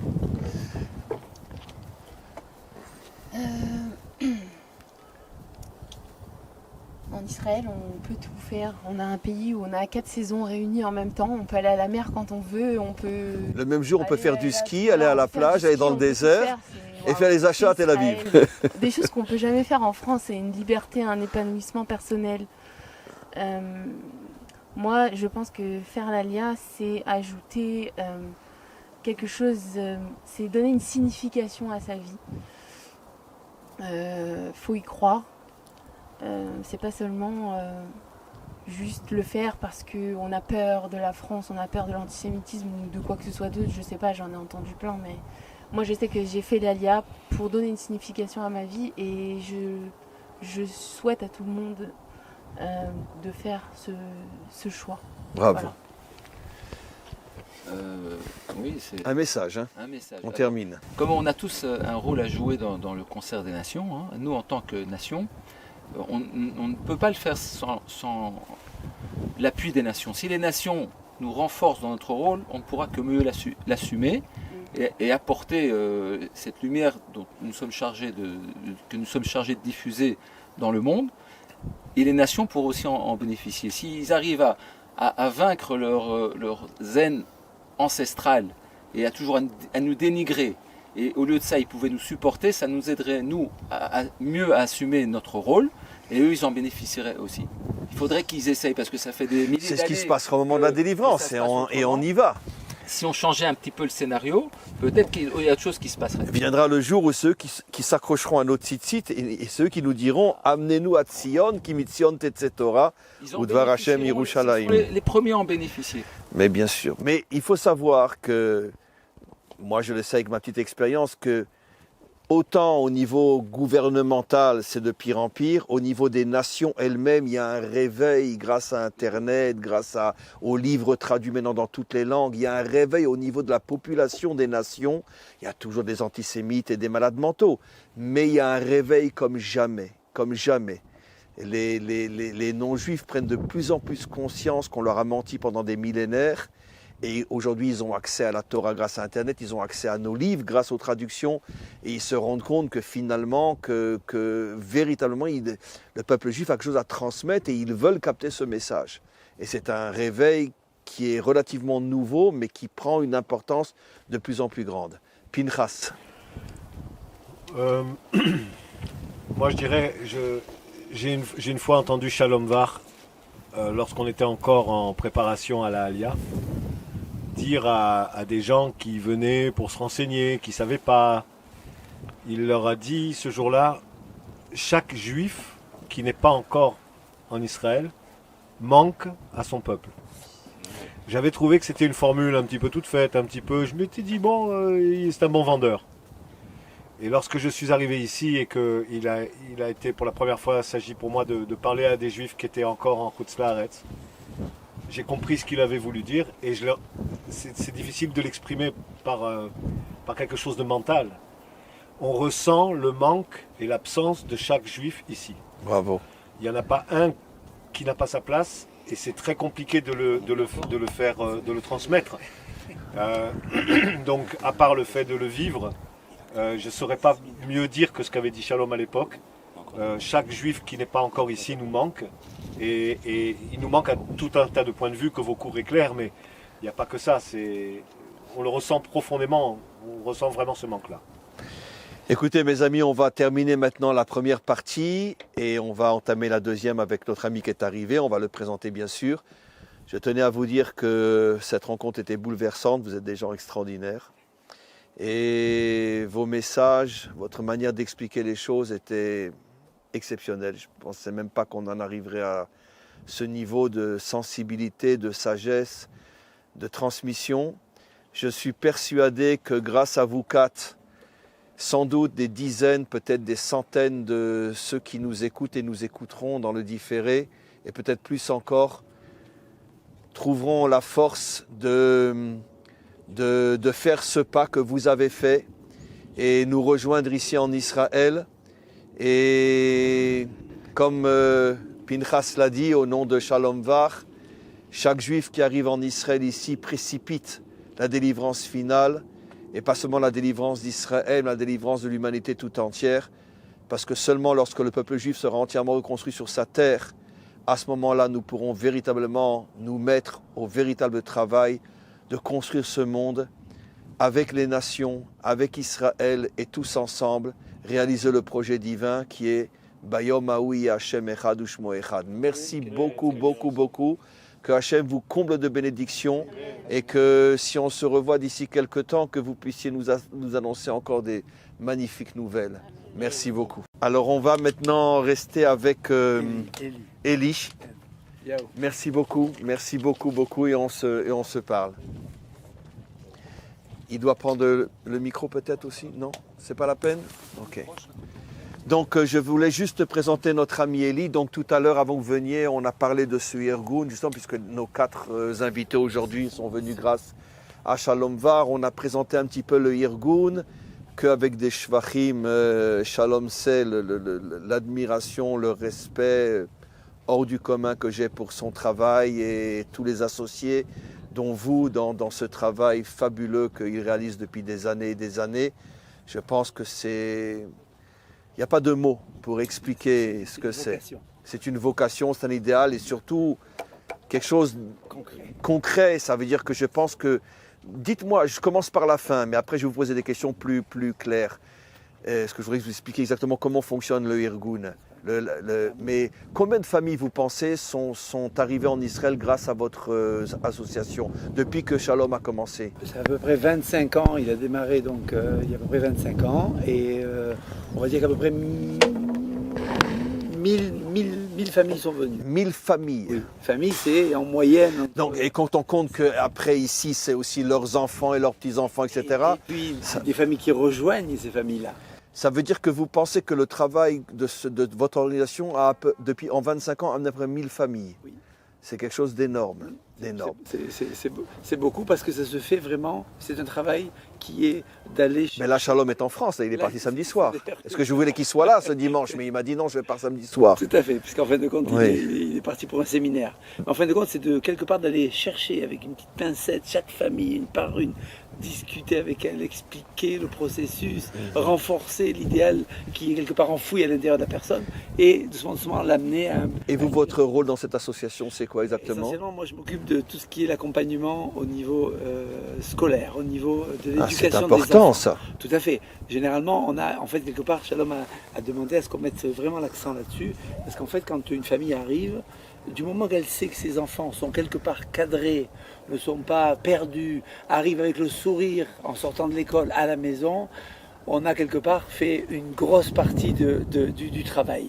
Bien sûr, il faut quand même trouver encore le travail. Concrètement, c'est de quoi vous accompagnez les enfants? Donnez-moi un exemple concret. Ici à Eli ou dans la région en général? Par exemple, je sais que par exemple, vous avez tout un groupe à Netivot, par exemple. Vous allez les voir jusqu'à là-bas aussi? Alors, comment ça se passe? En fin de compte, très bien. En fin de compte, comment ça se passe? Et donc, une fois que Shalom, avec Liad, bien sûr, son épouse, et ont discuté avec certaines familles suite à des listings. Excusez-moi, les questions viennent au fur et à mesure. Un groupe, c'est un minimum combien de personnes pour faire un groupe? Généralement, c'est entre 10 et 15 personnes. Personne ou famille? Famille, excusez-moi. 10-15 familles, c'est un groupe. Tout à fait. Ok, donc on revient à la question maintenant. Qu'est-ce que vous faites concrètement pour vous occuper, pas que ici, donc vous gérez les différents endroits où les groupes se trouvent. Tout à fait. Aujourd'hui, les groupes se trouvent dans quels endroits à peu près? Aujourd'hui, ils se trouvent à Netivot, se trouvent à Ramat Beth Shemesh, se trouvent à Pedouel. Ah, Pedouel, bien sûr, aussi, où j'ai entendu parler, oui. Tout à fait. Oui. Et chaque année, en fait, on essaye d'amener à chaque fois à des endroits qui sont un petit... soit ville, soit Yishuv. Soit Yishuv. Oui. Alors, comment ça se passe? En fin de compte, une fois que donc Shalom a quelque part rencontré ces personnes, Shalom Mediaton rencontré ces familles-là, on les fait participer à ce qu'on appelle des séminaires. Et ces séminaires, en France. En France. Oui, il va expliquer ce qui les attend. Tout à fait, mais encore plus que ça, il y a une dimension d'abord avant tout de Shabbat, où il y a un Rav qui vient d'Israël, et donc il y a donc un Shabbat qui est vécu. Ah, le séminaire se fait pendant le Shabbat. Tout à fait, donc c'est vécu pendant un Shabbat, où on est quelque part toujours à l'attente de savoir, mais alors comment ça va se passer en Israël, et comment on va s'organiser, et comment ça va pour le travail, mais en fin de compte on ne parle pas de ça. Pendant tout le Shabbat, il y a quelque part une attente énorme qui monte de plus en plus. Mais nous, on ne fait qu'étudier des textes, soit du Rambam au niveau d'Ilchot Melachim, les lois des rois, ou au niveau du Kuzari, pour le renfort de la foi, Emouna. Et une fois que donc ce Shabbat se finit, alors là on rentre un peu plus dans le concret. comment ça se passe, quelles sont les destinations que l'on veut vous proposer cette année. Donc pendant le Shabbat, c'est surtout, on peut dire, des cours de Torah, Tout à fait. mais liés à la terre Tout à d'Israël. fait. Et Motzei Shabbat. Motzei Shabbat, la jusqu'à fin du Shabbat, dimanche, c'est plus une réunion plus concrète, Tout à fait. Et là, ainsi donc, que le dimanche. Tout à fait. Et donc là, il y a un premier séminaire qui est la rencontre au départ, la cristallisation du groupe. Dès la deuxième rencontre, parce qu'il y a un autre Je séminaire. m'excuse encore une fois de vous attendre, mais comment vous trouvez les gens qui vont assister à ce Shabbat? Vous avez des listes, comment Tout à vous fait. faites? Alors, comment ça se passe? Alors, Shalom, généralement, donc, bien sûr qu'il est en contact, parce que bon, au bout de 25 ans, on a quand même, Shalom a beaucoup été avec Liat, ont beaucoup tissé des liens avec la Sornout, la gens juive, et qui a quelque part a une possibilité d'avoir beaucoup de Des dossiers, de gens qui veulent monter en Israël. Mais ça fait 10 ans et 15 ans qu'ils veulent monter. Ils sont venus aux différents salons de l'Alia plusieurs fois, 2 fois, 3 fois, 4 fois, mais ils ne sont jamais montés. Ils n'ont jamais fait le saut parce qu'il fallait quelque part un peu les sortir ou les arracher un petit peu. Oui. Mais ils ont envie. C'est pas Oui, qu'on oui. il fallait les convaincre, on n'est pas des missionnaires, attention. Et donc par rapport à cela, alors ils les rencontrent. Et c'est comme ça qu'on fait le compte, au fur et à mesure, on les appelle, on ne les lâche pas. C'est-à-dire que quand Shalom va en France, il va famille, il toque à la porte, il dit voilà, je suis là, on va Voilà. discuter, etc. Tout à fait. Donc on va discuter. Qu'est-ce qui vous intéresse? Comment ça se fait? Quelle est votre famille? Comment c'est composé? Est-ce qu'il y a des difficultés auprès des enfants? Vous êtes marié, vous avez les parents. Qu'est-ce que vous faites comme travail? Tout ceci, c'est une approche très quelque part très globale et psychologique aussi, afin de pouvoir aussi quelque part commencer à mesurer les forces qui sont à l'intérieur de la personne pour qu'elle puisse monter. Je ne dis pas que tout le monde ne peut pas monter. Tout le monde peut monter, bon, mais tout le monde doit monter. Mais c'est vrai qu'il y a une préparation. Il y a une préparation. Et cette préparation, au plus on connaît la personne et au plus on peut l'encadrer. En ce qui me concerne, dès le deuxième séminaire, généralement, je vais en France et là, je rencontre les familles. Et là, maintenant, on va parler des enfants. Alors, vous avez des enfants, comment ça va se passer au niveau de l'intégration? Vous étiez dans des écoles juives, bien sûr, en France, la plupart, 80%. Et donc, il faut donc maintenant, quelque part, les déraciner, leur apprendre l'hébreu. Donc, on leur explique comment ça va se passer, dans quels cours ils vont rentrer, dans les cours où ils ne veulent pas rentrer, où ils vont aller à l'Ulpan, ils auront des bnot shirout, ce qu'on appelle des filles du service national civil, qui vont quelque part les accompagner dans les mathématiques, dans l'anglais, dans la science, ces cours comme ceci. Et la prof d'Ulpan va leur bien sûr apprendre l'hébreu. Et le méga cher, c'est ce qu'on appelle le rôle du médiateur, en fait, compte quelque part, du prof médiateur, du prof coordinateur, qui lui fait un peu le lien avec les parents. J'ai eu ce rôle-là pendant près de 20 ans déjà. Oui. Donc, ça fait 20 ans que vous faites ce travail-là, avec Shalom. Tout à fait.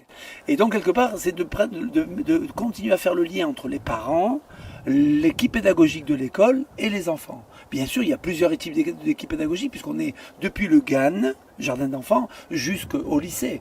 Parce qu'un enfant qui arrive en seconde, il est aussi perdu, quelque part, qu'un enfant qui arrive en kitabet, au CE1, au CE2. Et donc, il y a un accompagnement pendant toute l'année. On suit les familles, on fait ce qu'on appelle des visites à domicile le soir pour expliquer une fois par semaine. Les enfants, bien sûr, on les voit, on leur fabrique un emploi du temps bien précis par rapport à ce qu'ils peuvent suivre et ne peuvent pas suivre en fonction de leur niveau en hébreu. Et au fur et à mesure, on suit donc l'évolution. Mais je dirais, généralement, la réussite est bonne? Baruch Hashem, elle est plus de 95%, je dirais. Le plus important, je dirais presque, l'Olé Hadash, il est comme il est. On n'a pas à le changer. Qui s'appelle Bouzaglou ou Rothschild, il est comme il est. Par contre, le plus important, c'est quel est le cli qui va le recevoir. Quelle est l'équipe pédagogique qui va le recevoir. Quelle est l'école, quel est l'institut qui va relever les manches et quelque part s'atteler pour pouvoir intégrer l'enfant. Et c'est pour cela que dès le 3e séminaire, généralement, on fait déplacer les directeurs d'école israéliens en France, afin qu'ils rencontrent les familles et les enfants. Le directeur de l'école israélienne va dans le séminaire, le 3e séminaire? On a commencé il y a 17 ans ou 16 ans avec... de quelle école, par exemple? Donnez-moi un exemple d'école. Ofra, Netanya, Givat Shmuel. Netanya, quelle école? Netanya, c'était l'école de Moria. Oui. Il y avait le Rav David Lévy et qui est venu avec nous. Et par exemple, David Bitton de Kfar Maimon, vous ne travaillez pas avec lui? Alors, Kfar Maimon, ce sont des écoles qui parlent en français. Donc oui, c'est français. Oui, je suis bête. d'une intégration israélienne. Oui, excusez-moi. Mais par exemple, Givat Shmuel, le Rav David Wexler, Givat Shmuel, c'est 850 enfants à l'école Morejet Menachem Begin. Et donc, il est venu à raison de 4 fois Pendant 4 années consécutives, il est venu. Mais de la même manière, à Hadera, la Menaëlette, la directrice Miri Ben Hamou, elle est venue à raison de 4 fois aussi. Pareil pour Netanya, pareil pour Hadera, pareil pour Haïfa. Ce sont les Israéliens, eux. Ce sont des Et Israéliens. qui vont expliquer. Ils vont aller, ils vont premièrement vivre ce Shabbat communautaire où il y a tous les enfants, toutes les familles et tout. Enfin, c'est quelque chose de mémorable. C'est 250 personnes qui sont ce fameux grand Shabbat. Et bien sûr, après qu'on a fini le Shabbat, donc ils commencent à faire ce qu'on appelle des inscriptions virtuelles. Et là, ils parlent avec les familles. Combien vous avez d'enfants? Est-ce qu'il y a d'enfants à des difficultés? Et donc, ils expliquent un petit peu ce qu'ils vont faire et tout. Toute cette connexion qui va permettre au directeur, quand il va rentrer 48 heures ou 72 heures après en Israël, et qui va communiquer tout ce qu'il a vu, qu'est-ce qu'il a ressenti, quel est le courage de ces familles de quitter leurs parents, leur travail, leur maison, leur confort, parce qu'ils voient comment ils vivent quelque part en France, Bien au sûr. niveau matériel, on va dire, Oui. et de venir, alors encore de venir à Netanya ou à Hadera, c'est une chose, mais de venir à un petit village qui s'appelle Pedouel, ou Brouchin, ou Bien Yakir, sûr. ou Eli, ou Ofra, ils comprennent le décalage qu'il y a. Et donc ils sont très engagés, et ça bien sûr ils le transpirent auprès de... Mais vous voyagez dans tout le pays, vous allez et à Beth Shemesh, et à Netivot pour voir les familles et leurs enfants. Tout à fait, c'est-à-dire qu'en fin de compte, quelque part, j'encadre l'ensemble de l'éducation qui se fait dans l'ensemble de tous les instituts, et on va voir à Netivot comment ça se passe, les enfants ils sont bien intégrés, est-ce qu'ils comprennent, est-ce que le directeur il est assez impliqué, est-ce que les heures d'Ulpan sont bien données. Et excusez-moi la question, si vous avez par exemple, on va dire, on va prendre 3 cas. Vous avez une famille qui se met dans le groupe et qui est haridite. Donc ses enfants, ils les voudront dans une école haridite. Une famille dati et une famille plus massorati, mais ça ne dérange pas, une école, mamlarti dati ou mamlarti tout court. Très bien, c'est vrai que... Vous gérez les 3 cas ou seulement le cas qui vous Alors, correspond? C'est vrai qu'il y a ce qu'on appelle un tronc commun. Généralement, nous proposons l'école Mamlarti Dati. Pour quelle raison? Parce qu'il est vrai qu'en France, bien sous l'aspect d'un habit strict, on va dire, l'habit ne fait pas le moine, mais sur un habit strict qui montrerait quelque part un côté haridi, et ça n'a rien à voir avec le haridi d'Israël. Bien Le haridi de France, il est tout à fait sioniste, il aime son pays, il aime Israël, il suit ce qui se passe. Beaucoup plus ouvert. Beaucoup plus ouvert. Et donc par rapport à cela, quelque part, je dirais presque que ça correspond à un même l'artidati Torani. C'est en fin de compte une école religieuse nationale. Mais Et ça, il faut l'expliquer parce qu'ils ne vont Ça, pas c'est comprendre. Parce tout à que fait. combien de Haridim en France s'imaginent qu'ils vont suivre le même chemin ici. Et les enfants, souvent, sont bousillés parce que ici, ça n'a rien à voir avec Je donne un exemple. Il y a 4 ans de cela, on intègre donc une quinzaine de familles à Givat Shmuel. Et au bout d'un an, les parents veulent quelque chose d'un peu plus Torani, de l'école où on était, qui était tout à fait même l'artisanat Torani. Mais ils veulent quelque chose d'un peu plus Torani. Et ils vont bien sûr, suite à des discussions avec des amis, de la famille, aller dans une autre école qui est ce qu'on appelle Haridite. Et donc ils amènent les enfants. C'est orthodoxe en français. Orthodoxe, tout à fait. Et donc après cela, il y a maintenant 8 mois de cela, m'appelle le papa en me disant écoute, je crois que j'ai fait une erreur. J'ai dit, tu fais une erreur, qu'est-ce qui se passe? Ça se passe bien au niveau de l'intégration? Non, pas du tout. L'échantillonnage de matière qui est enseignée dans les écoles orthodoxes est vraiment très réduit à essentiellement le Kodesh. C'est presque cool au Kodesh. Que de la Torah. Que de Torah, Il n'y a pas de Magmara, d'autres de enseignements. Mishnah, d'Halakha. Alors qu'en France, c'est pas du tout comme ça. Tout à fait, alors qu'en fin de compte, quelque part, on souhaitait qu'ils prennent aussi de l'histoire et de la géographie et de la science. Et tout ceci était manquant. Donc, alors il a demandé est-ce qu'il peut revenir. Donc il a fallu quelque part qu'il demande au directeur. Oui. Bien sûr, le directeur a accepté sans aucun problème. Pour dire que voilà, des fois on peut se tromper comme ça. Et dites-moi, dans votre organisation, est-ce qu'il y a aussi un suivi psychologique pour les familles, pour les parents, pour les adultes? Parce qu'il y a quand même malgré tout un choc. L'ALIA, c'est évident que c'est un changement. Tout à fait. Parce que vous parlez d'un suivi au niveau des enfants. Est-ce que vous avez aussi des personnes, vous peut-être aussi, qui suivent aussi les adultes? Alors, tout à fait, il y a bien sûr... Tout ce qu'ils traversent comme difficulté, le travail, la vie nouvelle, la langue, la mentalité. Je dirais que quelque part, non seulement c'est un suivi auprès des parents qui est fait, mais généralement on peut aussi le trouver quelque part en Israël. Le ministère de l'intégration a mis en place un rôle d'un monsieur qui s'appelle le chef de projet ou un projecteur. Un chef de projet, un homme, une femme, qui bien sûr va accompagner les familles en Israël. Généralement, par exemple, je vous donne l'exemple pour Natania. Natania, on a un chef de projet, ou 2 ou 3 chefs de projet qui encadrent quelques 450 familles françaises qui sont montées les 15 dernières années. Parce que Natania, c'est une destination... Pas avec vous. Non. Non. Une destination qui est complètement, je dirais, automatique, Oui. quelque part. Ou Ashdod, par exemple. En ce qui nous concerne, on va mettre par groupe 15 familles, un chef de projet. C'est-à-dire qu'en fait, le suivi est beaucoup plus proche. Et le suivi, il se fait aussi bien au niveau de tout ce qui est administratif, faire sa Théoudat Zéhout, faire son permis, faire reconnaître ses diplômes. Tout ceci, le suivi est fait par une personne qui connaît bien sûr Israël, qui habite en Israël depuis 20 ans, 15 ans, et qui bien sûr va accompagner les familles françaises qui sont un petit peu perdues. Au-delà de cela, on a un suivi qui est ce qu'on appelle psychologique, avec une psychologue qui généralement, sous le couvert de l'accompagnement des enfants, va bien sûr aussi rentrer chez les familles et quelque part aussi essayer de régler des problèmes, essayer de mettre dans le bon chemin ou dans le chemin qui est adapté à la famille suite à tous ces chocs qui se passent, comme vous l'avez bien décrit, ces chocs d'Alia où c'est pas évident, où on est un petit peu sans repère, sans culture, sans langue. On se retrouvait, on a vu aussi... D'où l'avantage d'une alia de groupe, parce que justement, moi je l'ai vu à Netivot, je l'ai vu ici, je l'ai vu dans différents endroits où se trouvent vos groupes, et c'est évident qu'il y a une force qu'on ne trouve pas quand l'alia, elle est seule. Tout à fait. Alors, effectivement... Mais malgré tout, si je ne me trompe pas, excuse-moi de vous interrompre, cher ami, pas de problème. aujourd'hui, malgré tout, la majorité, si je ne me trompe pas, de l'alia, c'est une alia individuelle, pas de groupe, ou bien non? Non, vous avez raison. C'est-à-dire, en fin de compte, quelque part, il y a trois, on va dire qu'il y a, Et trois, il y a pourquoi 3 types d'alia. Il y a ce qu'on appelle les Oui. jeunes. Oui, Ils ont fini le bac, ils montent, généralement Oui. dans des programmes Massa. Oui, bon, ça c'est autre chose. Il y a les retraités. Oui, Ok. c'est aussi seul. Tout à fait. Et donc, les retraités peuvent être en couple, Oui. mais bon, quelque part, c'est quelque part. Et il y a donc cette fameuse tranche qui s'appelle les couples avec les familles.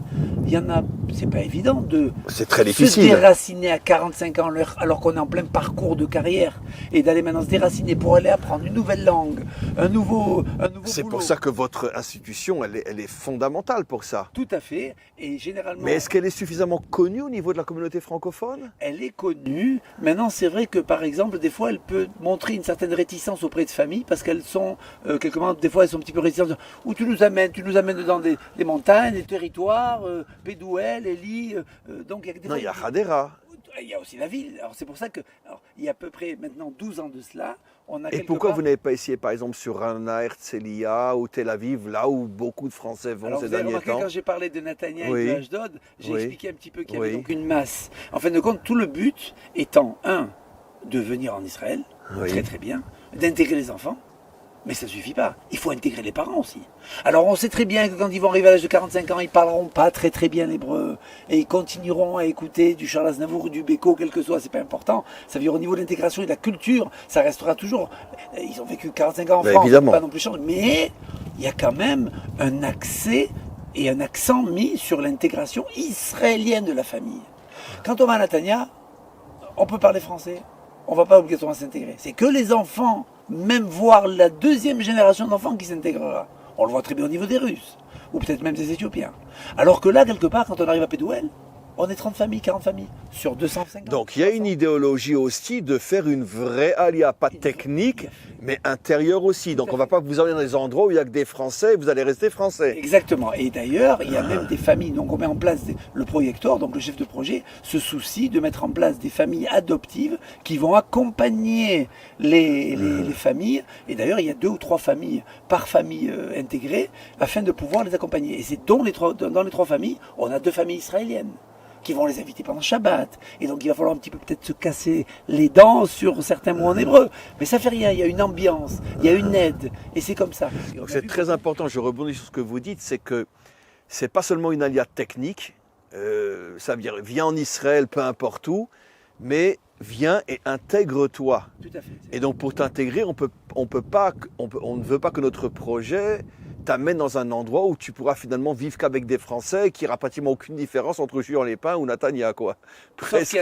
Sauf que c'est Israël. Non. C'est très très important. C'est 80% du travail est fait. Mais on essaye de tendre vers un 100% où en fin de compte, quelque part, les familles, en venant dans ces endroits qu'ils ne connaissaient pas, il y a des familles qui sont venues à Pédouel, ils habitaient à Boulogne par exemple. Ouais. Boulogne, Boulogne, oui. Moi je connais pas, je suis de Marseille. Mais pour dire, bon, Boulogne, ils arrivent, ils s'intègrent, et là maintenant, et un an après, ils À achètent- Pédouel. ils achètent- à Pédouel ou à Bourrine ou à Biakir, et ils achètent leur maison.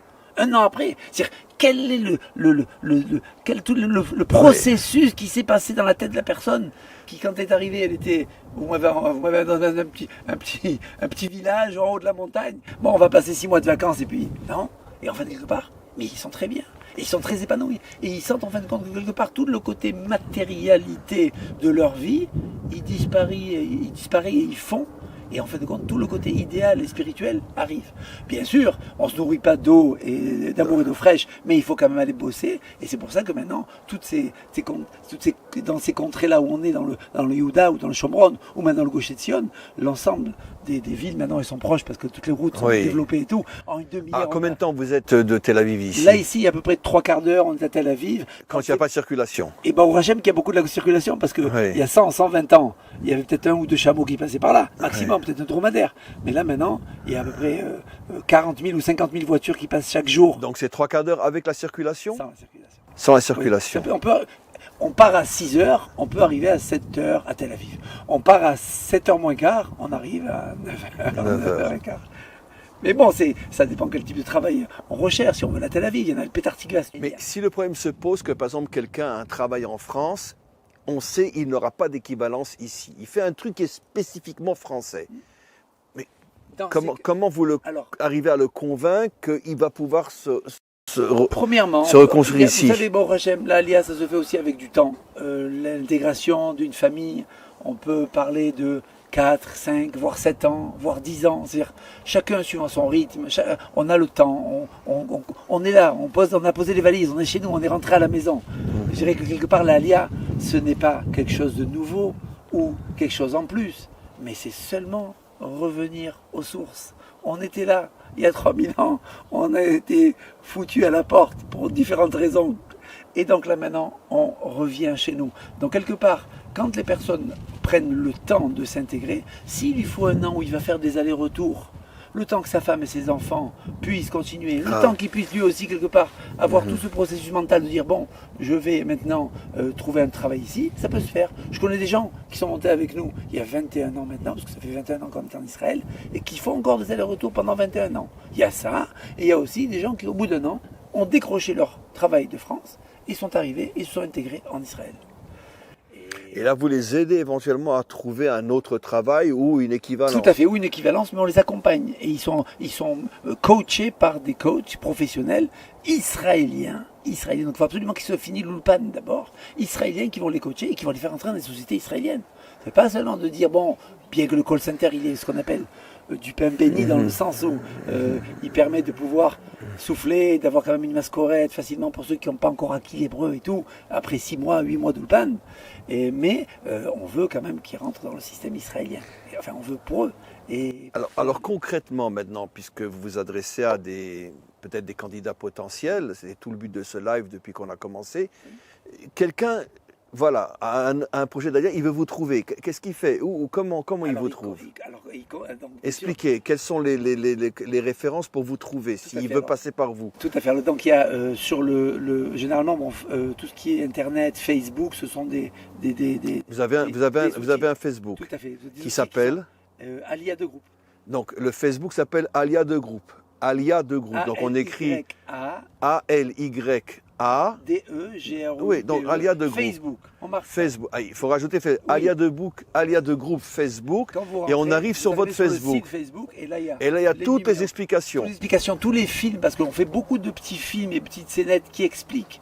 Parce qu'en fin de compte, je vais vous expliquer. Et un numéro de téléphone éventuellement. Il est aussi indiqué. Il est sur le Facebook. Donc la personne trouve toutes les références sur votre Facebook. Oui. Alia de Groupe Facebook. Voilà, je voulais juste vous préciser quelque chose de très très important. Jusqu'à présent, la famille montait en Israël. Ça marchait pas. Il rentrait en France. Les gens le voyaient. Alors comment c'est passé? Qu'est-ce que tu fais ici? Oh là là, ne me raconte pas. Oh là là, ils m'ont volé, ils m'ont tué, ils m'ont cassé, ils m'ont volé. Ok, donc c'était le seul témoignage qu'il y avait de ce qui se passait en Israël. Et donc bien sûr, ça refroidissait toutes les familles qui voulaient éventuellement monter. Ah, je pensais monter il y a 1 an, 2 ans. Ah, tu m'as dit comme ça. Ah, Nathan c'est comme ça. Ah, je c'est comme ça. Radin c'est comme ça. Oh là là, attention, moi je vais pas être ça. Bon. Il y avait cette expérience-là. De nos jours, avec ces outils-là, comme le Facebook, comme tous ces outils qui permettent de pouvoir avoir de la communication depuis Israël en France, de manière en live, quoi, non-stop, alors à flux tendu, ce qu'on appelle. Alors dans ce cas-là, alors bien sûr que maintenant on fait des petites scénettes, et c'est pour ça que dans le Facebook, c'est très important de les voir, qui durent 2-3 minutes. Des petits témoignages de gens qui ont réussi ici. Voilà, on est bien, on a galéré, mais c'est bien. On entend toute la vérité, que la vérité. Et les gens témoignent de ce qu'ils vivent. Et donc là, quelqu'un qui est en France et qui regarde ça, il dit tiens, moi aussi je suis informaticien, tiens, je le connais lui. Mais c'est Et donc dans ce Facebook, vous prévenez aussi quand il y aura un prochain Shabbat, un prochain séminaire, numéro de téléphone pour vous joindre, etc. Tout à fait. Et éventuellement, est-ce qu'on peut par exemple donner des numéros de téléphone de familles qui sont déjà là et qu'ils voudraient interroger pour savoir comment ça s'est passé? Premièrement, mais non seulement on leur demande de venir témoigner lors du séminaire, parce qu'il y a ce qu'on appelle un voyage d'études entre les 3 séminaires que j'ai précisés en France. Il y a un voyage d'études qui est fait en Israël. Ce voyage d'études pendant avant l'Alia permet de déjà prévisualiser où on va s'installer. On leur montre un village qui s'appelle Pédoual, ils ne savaient pas ce que c'était un village et un Yishuv. Ils voient ce que c'est. Ils sont reçus dans la famille, ils sont reçus par des Français qui sont montés 1 an, 2 ans, 3 ans. Donc ils sont déjà en contact direct, ils voient ce que c'est que la ville et on leur explique comment ça marche le système de santé, de banque, de déplacer un container ou tout type d'affaires depuis la ville d'origine. Et c'est comme ça quelque part qu'ils commencent à concrétiser les choses. Et ils sont en contact avec les familles, bien sûr. Moi j'étais très étonné de voir, parce que bon, le groupe de Netivot je le connais parce que pour des raisons personnelles j'ai été donner des cours, pas mal de cours à Netivot, je les ai rencontrés là-bas. Et j'étais étonné de voir que même à Netivot, ils se sentaient très très bien, ils étaient très heureux d'être là-bas, ils ont plus ou moins tous trouvé du travail. Et... Je vais vous raconter une petite histoire qui a été racontée par un monsieur, c'est le Rav du Yishuv de Brooklyn, le Rav Meir, Ilevitch je crois qu'il s'appelle. Donc il dit comme ça, il dit quand moi j'étais à l'armée, on était à l'armée, on avançait comme ça, et en fin de compte, on faisait ce qu'on appelle la marche pour le béret. C'est une marche qui est très très fatigante. Ils partent à 9h du soir, il faut qu'ils arrivent jusqu'à 5h du matin, il y a à peu près 80 km ou 70 km, c'est très très épuisant, ça monte, ça descend, très très difficile. Et à un moment donné, les premiers ils commencent à fatiguer, et quand ils fatiguent, alors qu'est-ce qu'il leur dit leur commandant? Il leur dit vous passez derrière et vous poussez les autres. C'est-à-dire en fin de compte, quelque part, c'est comme ça que vous allez oublier la difficulté. Le fait de pouvoir quelque part être occupé à s'occuper, à aider les autres, à construire, à faire grandir quelque chose, ça oublie quelque part nos beaux et nos petites maladies personnelles. La même chose, quand on va à Brooklyn, il y a tout à faire à Brooklyn. C'est un village avec des maisons, donc il y a tout à faire. Mais il y aura bientôt, dans 10 ans, il y aura le country club. Et dans 15 ans, il y aura la piscine. Et dans 20 ans, il y aura un grand canyon. Mais pour le moment, il n'y a pas. Donc il y a tout à construire. Donc quelque part, vous vous y mettez. Donc toutes les familles, quelque part de France, ont ce projet-là. En s'attelant à ce projet-là, ils en oublient leur petit bobo personnel. La même chose pour Netivot. Netivot, une ville qui a 35 000 habitants, qui va passer à 100 000 habitants dans les 5 ans à venir. Il y a tout le nouveau Netivot aujourd'hui. Tout le nouveau, le parc avec le Hagam. Et donc par rapport à cela, ils sont tellement impliqués dans la ville de Netivot qu'ils ne pensent uniquement à faire progresser leur ville. Et ils se donnent à fond. J'ai vu ça quand j'ai parlé avec eux, je les connais bien, j'étais étonné de voir que bon, des gens qui venaient de Paris, de grandes villes, ils sont dans une petite ville du Sud et ils sont très heureux. La plupart ne pensent même pas à partir de là parce qu'ils pas là. S'ils vont arriver dans des endroits déjà qui sont tout construits, alors qu'est-ce qu'on a à faire? Boire, dormir, travailler. Voilà. Faire la mitzvot, bien sûr. Écoutez, j'aurais voulu que, puisqu'on va devoir terminer, j'aurais voulu que vous adressiez un message à tous ceux qui nous écoutent et qui nous écouteront en différé, ça va être des milliers de personnes, sur votre association, sur un message sur l'Alia. Voilà. Et merci en tout cas, merci de cet entretien. Et je voulais préciser donc une chose par rapport à, on a parlé de Shalom et de Liat qui sont quelque part les personnages référents de l'Alia. Et je disais que c'était une vocation, on a commencé par ça en disant que Shalom il fait ça par vocation. Effectivement, ce qui coule dans ses veines, bien sûr c'est du sang, mais c'est surtout la volonté de pouvoir permettre à Hachem, permettre et aider Hachem quelque part de faire ce qu'on appelle le kibbutz galuyot, qui est un des simanim de la Géoula. Le rassemblement des dispersés. Le rassemblement des dispersés. Et donc quelque part Shalom a pris comme cause de vie de s'occuper de cela.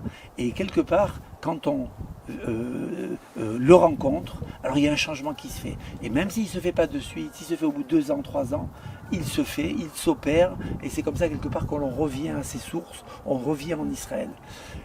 J'ai envie de dire que depuis qu'on est en Israël, Baruch Hashem, on vit naturellement, on vit d'une manière épanouie, sans avoir une mauvaise influence, sans cacher quoi que ce soit. On vit d'une manière naturelle et on est revenu à notre source. C'est ça le plus important. Donc si éventuellement vous avez comme projet, quand je dis si vous avez, c'est pas que si vous avez le projet de monter en Israël. Il est enfoui en vous. Il est enfoui en chaque juif qui a été quelque part ici il y a 3000 ans en arrière. Et donc quelque part, il faut juste quelque part un peu écouter votre voix intérieure. Vous prenez le téléphone, vous téléphonez à Shalom, vous vous mettez en contact avec lui et vous écoutez. Et après cela, vous vous laissez suivre par cette voix qui vous appelle depuis Israël et qui vous dit viens à la maison, reviens chez toi. On n'a pas dit qu'il n'y a pas de difficultés, effectivement, il y a des difficultés et on les surmonte et on y arrive. Les difficultés sont toujours la preuve de l'authenticité. Tout à fait. Et là où c'est facile, ça ne peut être que du mensonge. Mais c'est tellement appréciable quand on est arrivé en haut de la montagne, après avoir monté la montagne, que d'arriver avec un hélicoptère et se poser et de voir la vue. Mais c'est tellement appréciable de dire allez, je le fais. Il va y avoir peut-être des difficultés, on va monter, des fois ça va être dur, des fois on va tomber, on va remonter. Et on va y arriver. C'est tellement beau de voir ce processus qui se met en place. Je vous donne juste une petite chiffre comme ça, une petite donnée. Il y a à peu près 150 ans de cela, en Israël, il y a 30 000 habitants. En Israël, il y a 150 ans de cela. Aujourd'hui, 9 millions d'habitants. Donc on voit que le processus il a été mis en place depuis 150 ans. Il faut juste maintenant faire partie de cela, faire partie de cette allée, de cette menée qui va vers Sion. Bienvenue en Israël. En tous les cas, merci beaucoup, beaucoup, beaucoup. Et c'était vraiment une conclusion extraordinaire pour le live d'aujourd'hui, dont le motif était essentiellement la motivation à venir en Israël. Et je tiens aussi à rajouter ma petite note. Je connais personnellement depuis de nombreuses années Shalom Var. J'ai beaucoup apprécié le fait qu'on se soit rencontrés aussi. Et je peux vous dire véritablement que tous ceux qui ont le projet de l'Aliyah, encore une fois, c'est vous qui déciderez de la manière dont le faire, mais ne passez pas à côté de voir ce que cette organisation propose. Mon expérience personnelle depuis pratiquement 28 ans que je suis en Israël, je peux vous affirmer que tous ceux qui sont passés par cette organisation, je les ai vus, je le vois, se sont intégrés d'une manière absolument, vraiment de loin, beaucoup plus forte et beaucoup plus authentique que les aliyot par d'autres biais, surtout celles qui sont individuelles, où on vient et on s'imagine qu'on va pouvoir s'en sortir plus ou moins tout seul. Et malheureusement, ce n'est pas si facile que ça.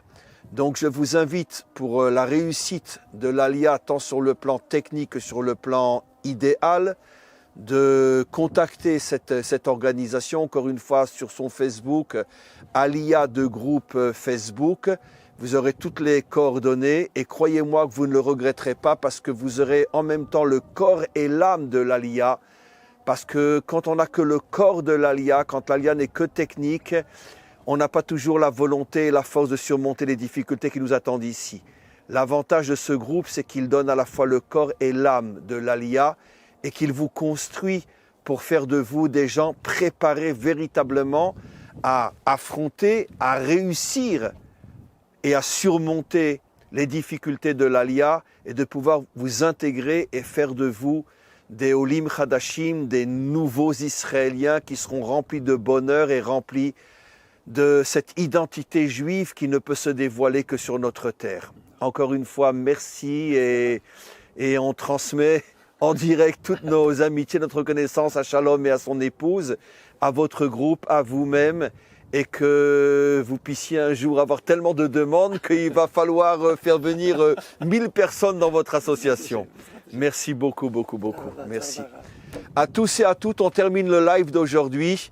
Merci à Shmuel, notre technicien et Choutaf. Comment?